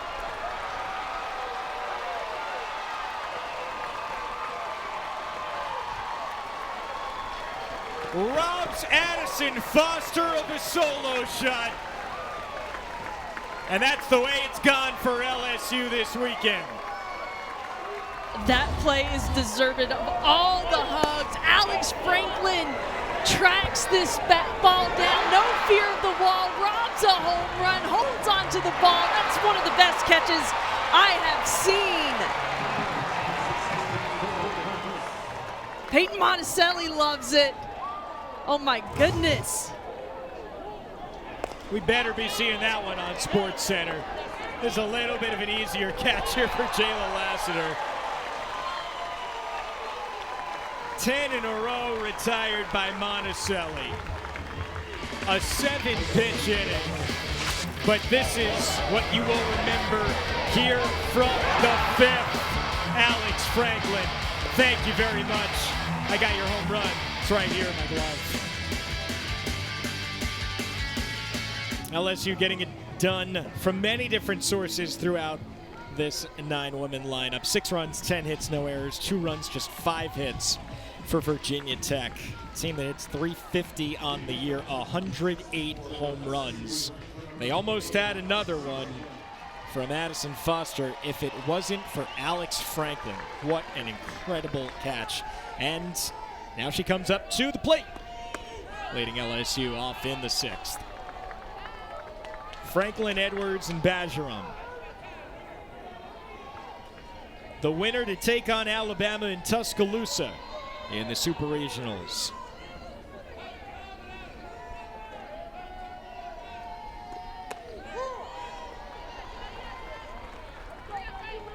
You just have to give Avery Layton so much credit. Freshman from Rossville, Indiana, coming in. You got Bree Carrico in front of you as the ACC Freshman of the Year. Emma Mazzarone, as that ball was blasted to deep right field, and it will one hop off the wall. What can Alex Franklin do? She thought about third and then holds up. Well, she does lead the SEC in triples, so you wouldn't have been surprised if she had turned on the afterburners. But to lead off the inning, you'll take a double. She was ready to go to third, but this pitch inside outs it with power down the right field line. No hesitation out of the box, thinking 3, but puts up the stop sign. But look how fired up she is. Makes an incredible grab, robs a home run, leads off the inning with a double. Her 2nd so far today, and in as many at-bats. Now Tori Edwards. LSU trying to put away Virginia Tech. Stop sign being held up for Franklin, and runners on the corners, nobody out. This gets the feeling that This could be the inning for LSU.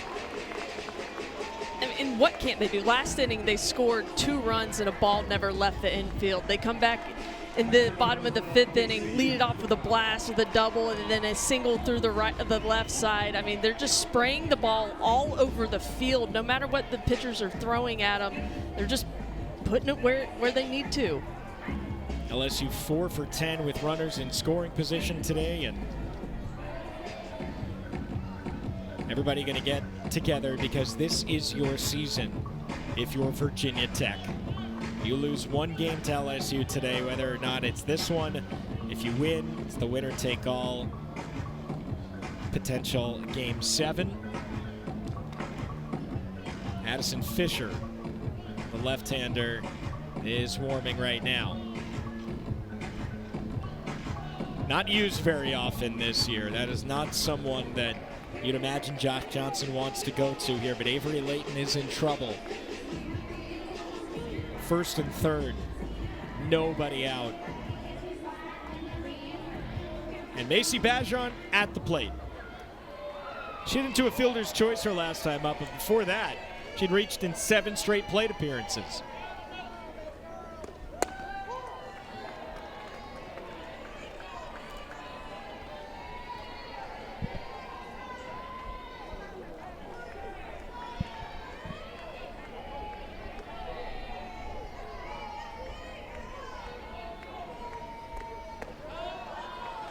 The Hokies, if they could not host, this was their best case scenario.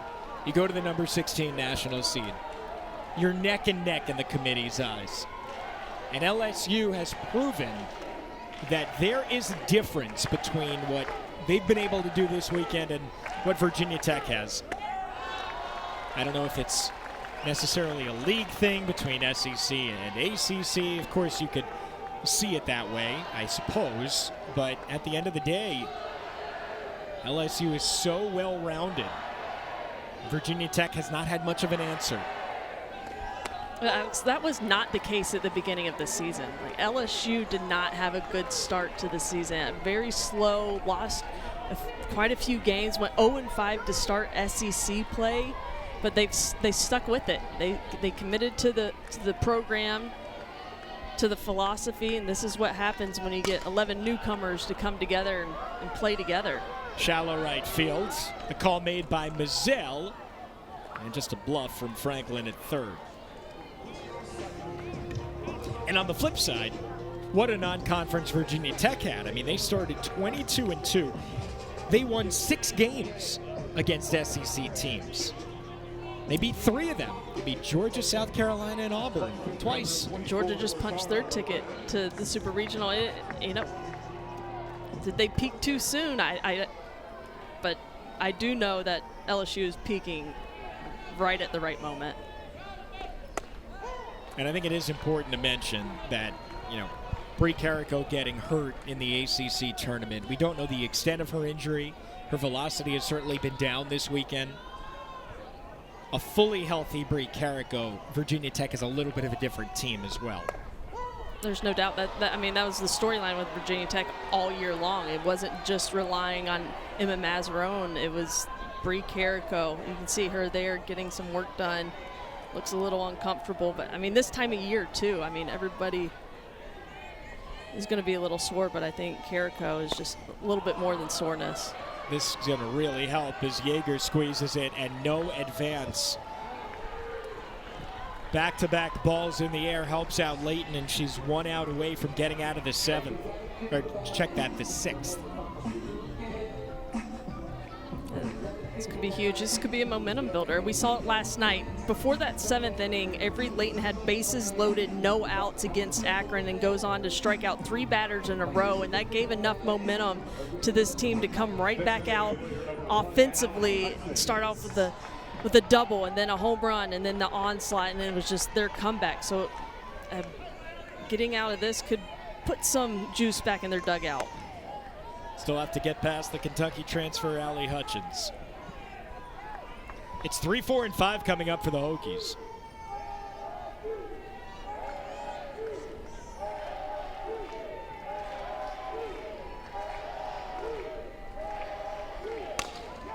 To third, off of Lynch. Rose doesn't have a play.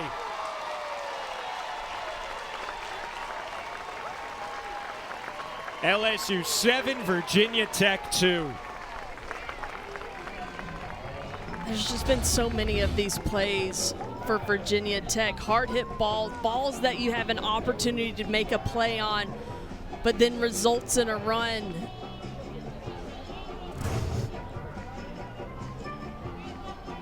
And it's taking a page out of Virginia Tech's philosophy. Hit the ball hard and see what happens.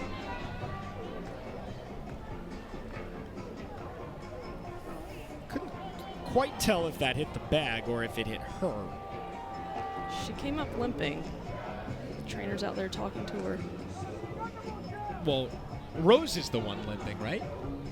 Oh, is that Rose? Yeah, it looks like Rose. So, I mean, the question is, did it hit Lynch? Gotcha. Or did it hit the bag? Because obviously that would have a lot to do with how that play is scored. I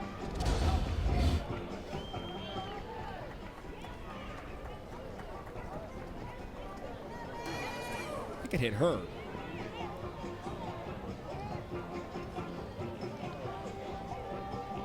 Oh, yeah. Yeah, that's where it happened for Rose. Okay. Chad Sears. Virginia Tech is challenging you after running that started at first left early. This play is under further review. All right, second challenge. And I mean, I understand. Even if maybe you don't have a good opportunity to win it, we don't know. I mean, that's not where everybody's eyes are focused, of course. But what a tough break, though. That ball hitting the bag, Lynch there to make the play. Yeah, they've had some tough breaks today for sure. Get a nice look at it here. She leaves early. Foot has to. It's still on the bag at this point. Wow.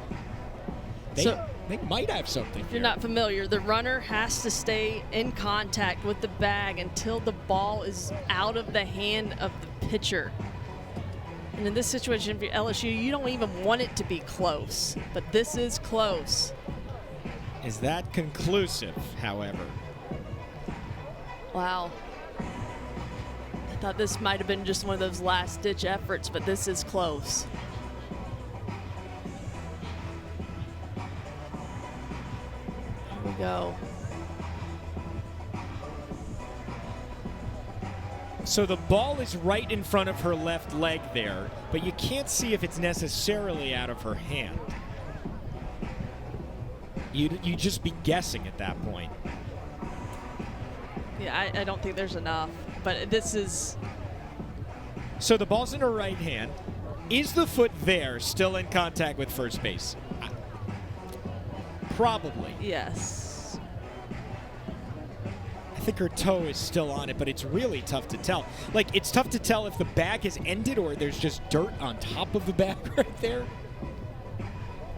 I feel like when we have these long of conversations and have to look this hard, that means there's probably not enough to overturn what was called on the field.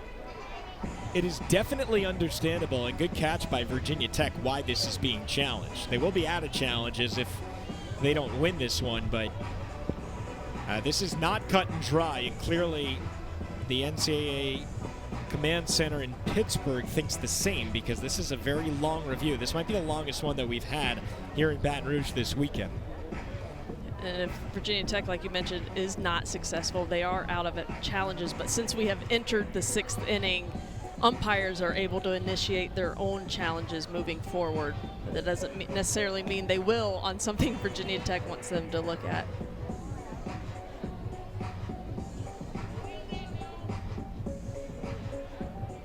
And this is a big call with Virginia Tech now with 6 outs to play with their season on the line. Every run is important. This would be the 3rd out. They would wipe a run off the board. This is a massive call. It is taking them a while. They clearly are seeing something.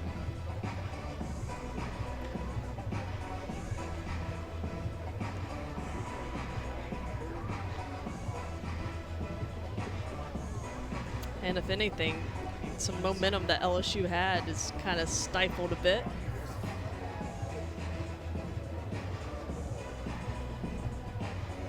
So again, the call on the field is that the runner left first base on time, which means she was still in contact with the base when the ball left the hand of Avery Layton.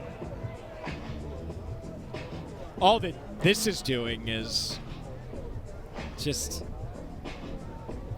I mean, taking any energy away from what Virginia Tech is trying to do. Although it will definitely be put back into the team if they do indeed say that she left early. Avery Layton just standing out there in the circle in the sun. All right, here we go. Here we go. Now we know.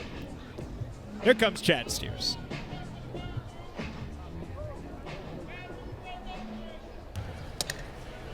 After review, the ruling on the field stands. Runner did not leave early.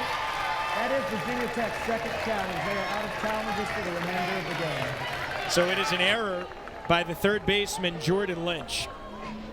Her third of the weekend.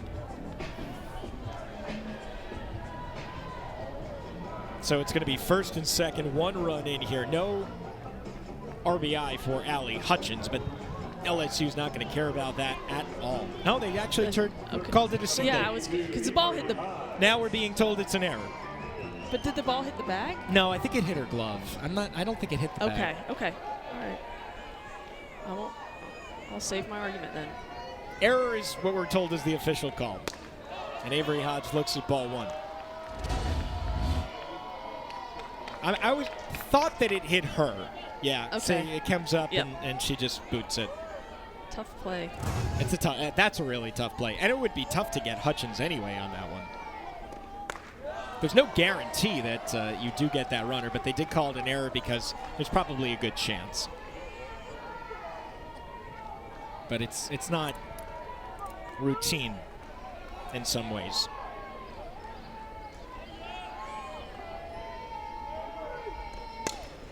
Two-0 to short. It's Lynch instead. This has been a really rough weekend for one of the best players in the ACC. Back-to-back errors by the Virginia Tech third baseman. Just a couple steps to her glove side. Knows she has to hurry with the speed of Hodge down the line. Just off the tip of the glove. It feels like it's happened a handful of times for Virginia Tech, twice in this inning.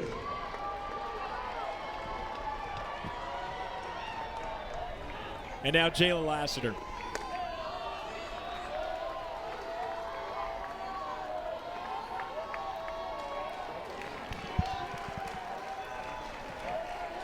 If she clears the bases, the run rule is in effect.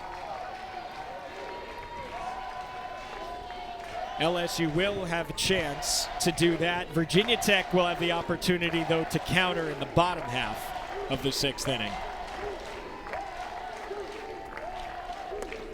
2-0 and nowhere to put Lassiter. Second at bat for her with the bases loaded today already.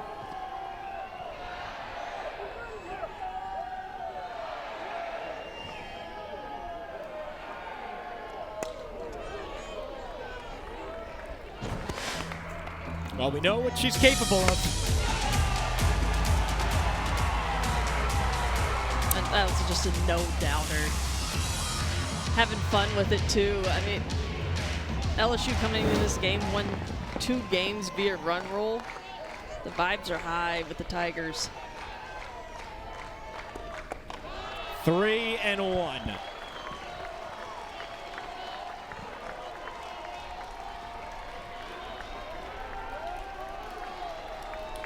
Looking to punch in their 8th run of the game.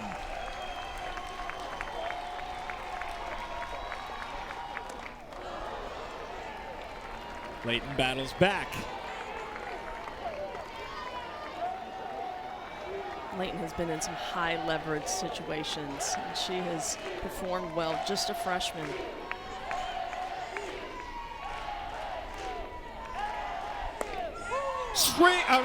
Strike 3 called. Wow. Got her at the knees.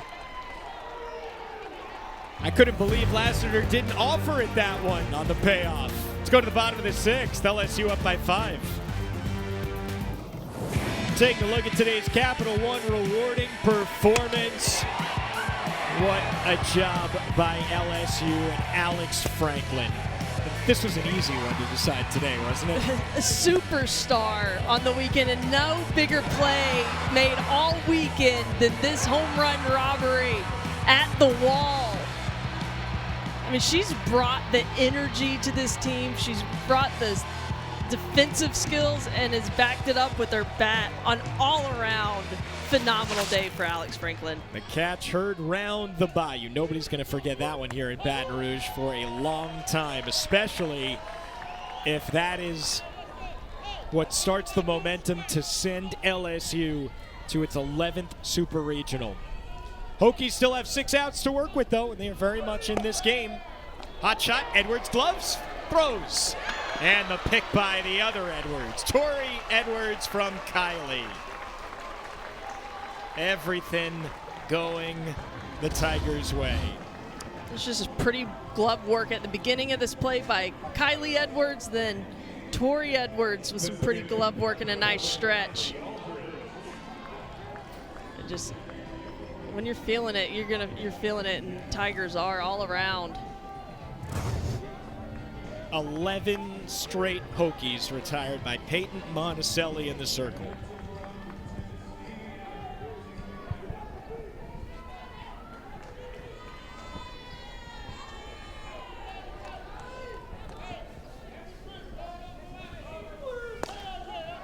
Off the end of the bat.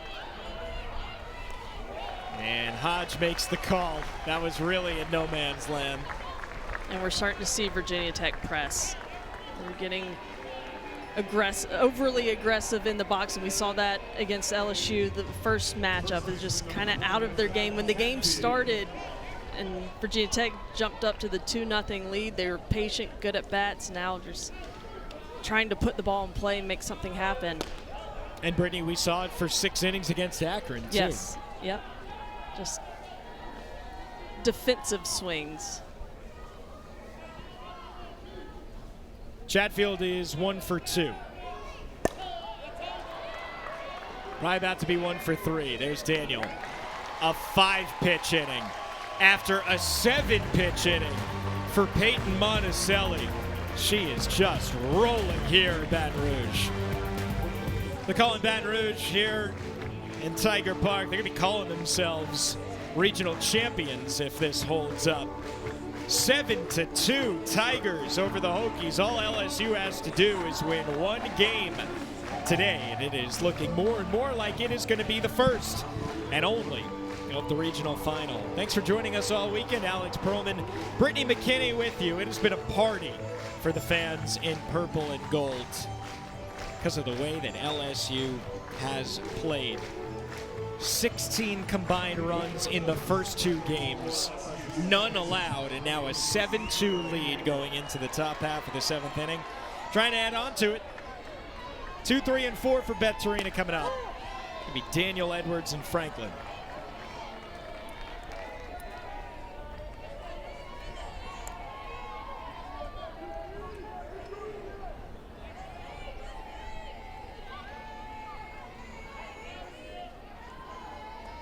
Avery Layton worked out of a huge jam and really kept her team in the game. Bases loaded, 2 outs facing Jayla Lassiter in the top half of the 6th inning and struck her out looking on a payoff pitch.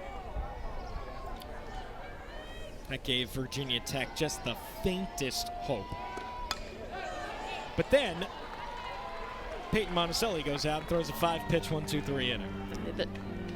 Aside for the first 2 innings where Virginia Tech put up a single run and jumped out early, they really haven't put much pressure on LSU since then. Yeah, Virginia Tech started 5 of 10, and now they are 0 for their last 13. That first pitch pitch earlier in this bat may have clipped Chad Steers behind the plate. Yeah, that's exactly what it looked like.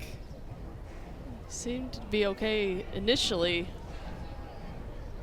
Well, it's really hot down there, too. Make sure he stays hydrated. It's a long weekend, not only for the players, but also for the umpires. Yeah, right off the top right of the off head. the top. 70 miles per hour. And he's not wearing that hockey mask either. He's wearing the old school umpire's mask. That didn't feel good. All right.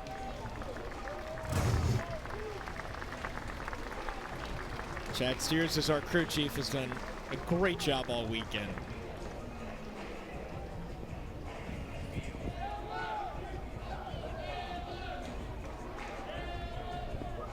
I think he's checking to see if Layton wants to throw any.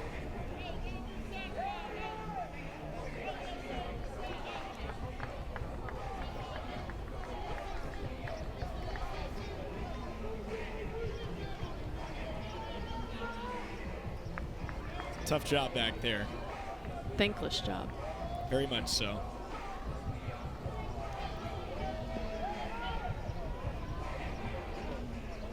Glad he's okay. And we are ready to play on a 1-2 count on Sierra Daniel.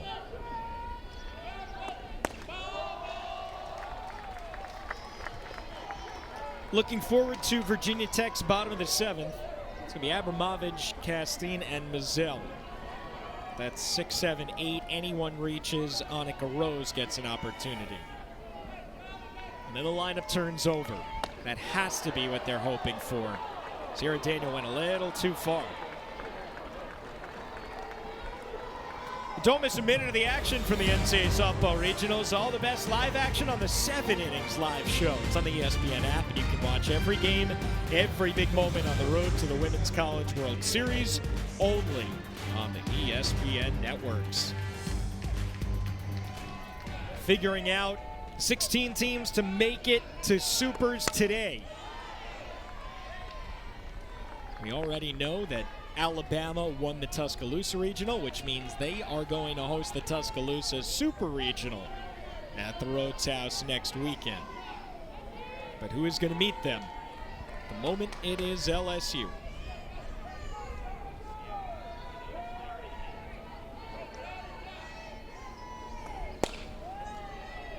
And if things do hold, Brittany, this has to obviously, mission accomplished. You go 3-0 in regional. That's what every regional host wants to do. But in the fashion that they did, and they never really put themselves in trouble. And after last year, what happened in 2023, it's a narrative coming in. And they've silenced that narrative. Yeah, they came in with a mission.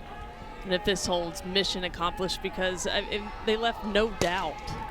Edwards tomahawks it on one, hopped her counterpart. Rose throws her out. 2 away here in the 7th.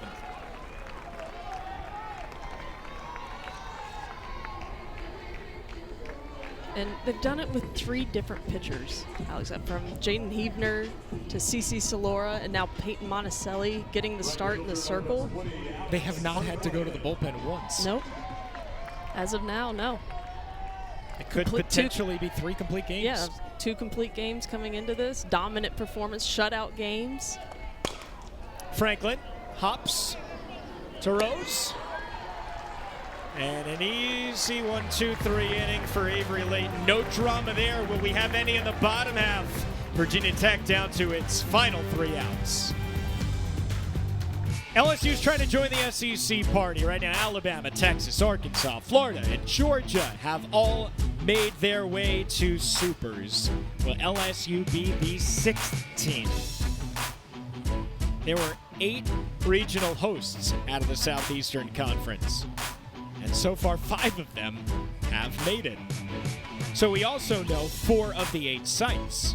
We know it's going to be Tuscaloosa, Austin, Fayetteville, and Gainesville, because those 4 teams are all in the top 8. The winner of this one between LSU and Virginia Tech will match up with the Crimson Tide in T-Town. LSU will sign up for that. But they still have 3 very important outs to get. And will it be deja vu all over again for Virginia Tech? They were down 5 going into the 7th with 3 outs remaining in their season yesterday. First pitch swinging, pop to Daniel. Man. 1 away, Abramovich. Just not helping yourself out much at all, making it easy on Peyton Monticelli. Would you take a strike here? Unless it was right now, absolutely. Absolutely. It's Rachel Castine. Of course, the big difference is that you're facing Peyton Monticelli, who just paints corners. Yeah. That's all she's been doing all game long. Hasn't left anything over the plate. Has gotten a ton of strikes.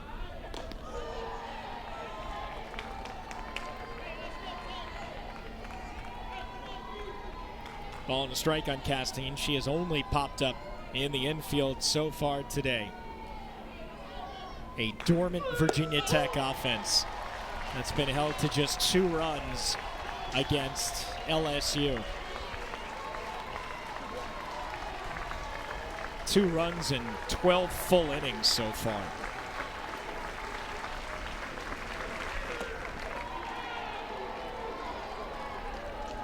It'll be disappointing for Virginia Tech if this is how it holds up. A team that was right in the mix to be a regional host.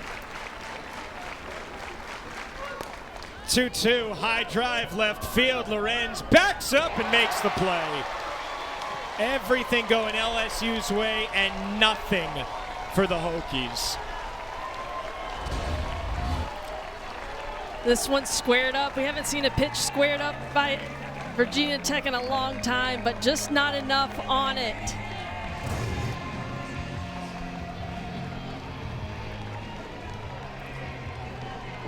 And LSU's 1 out away, getting back to the Super Regional. Here's Gabby Mazzell.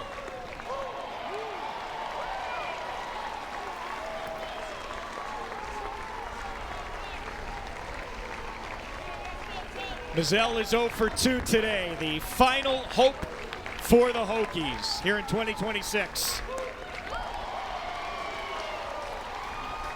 Now they're down to their final strike.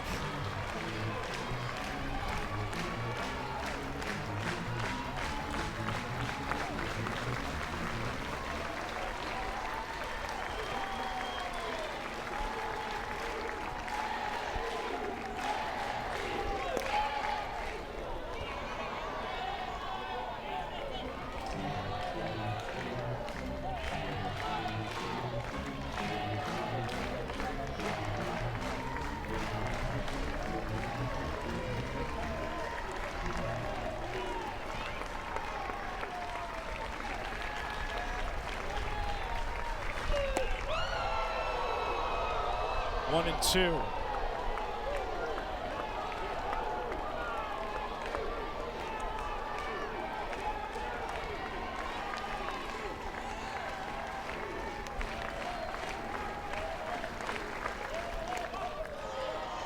And Mazzell, the freshman, is holding tough. Annika Rose is on deck. But they have a long, long way to go. Peyton Monticelli came here to try to win another national championship, just like she did at Oklahoma. Got the start on Championship Sunday, trying to finish off the Hokies. Popped him up to third. Hodge makes the catch. Total domination for the Tigers. LSU's headed back to the Super Regionals. The second time in the last 3 years. And you said it, Alex. It was complete domination from the first pitch thrown by LSU in this regional. 3 complete games by 3 different pitchers. Up and down the offensive lineup, you had production. This is an LSU team that is peaking, playing their best ball they have played all season. The SEC's guaranteed a team in OKC, but now is it going to be LSU or Alabama? But I know Alabama, the overall #1 seed, just saw how LSU is playing now, and they are not comfortable. Peyton Monticelli retires, the final 16 Hokies in order. And we had 3 complete games from 3 different sources. Heavner, Solora, Monticelli. And the stage is set for the Super Regionals in Tuscaloosa, and it's an all-SEC battle. Alabama and LSU. Does it get much better than that? The final out, Avery Hodge squeezes it, and she can dance. The Tigers are still dancing. And on to the Super Regionals. That will do it for us. Thanks for joining us all weekend with Brittany McKinney for our fantastic crew. I'm Alex Perlman saying so long from Baton Rouge.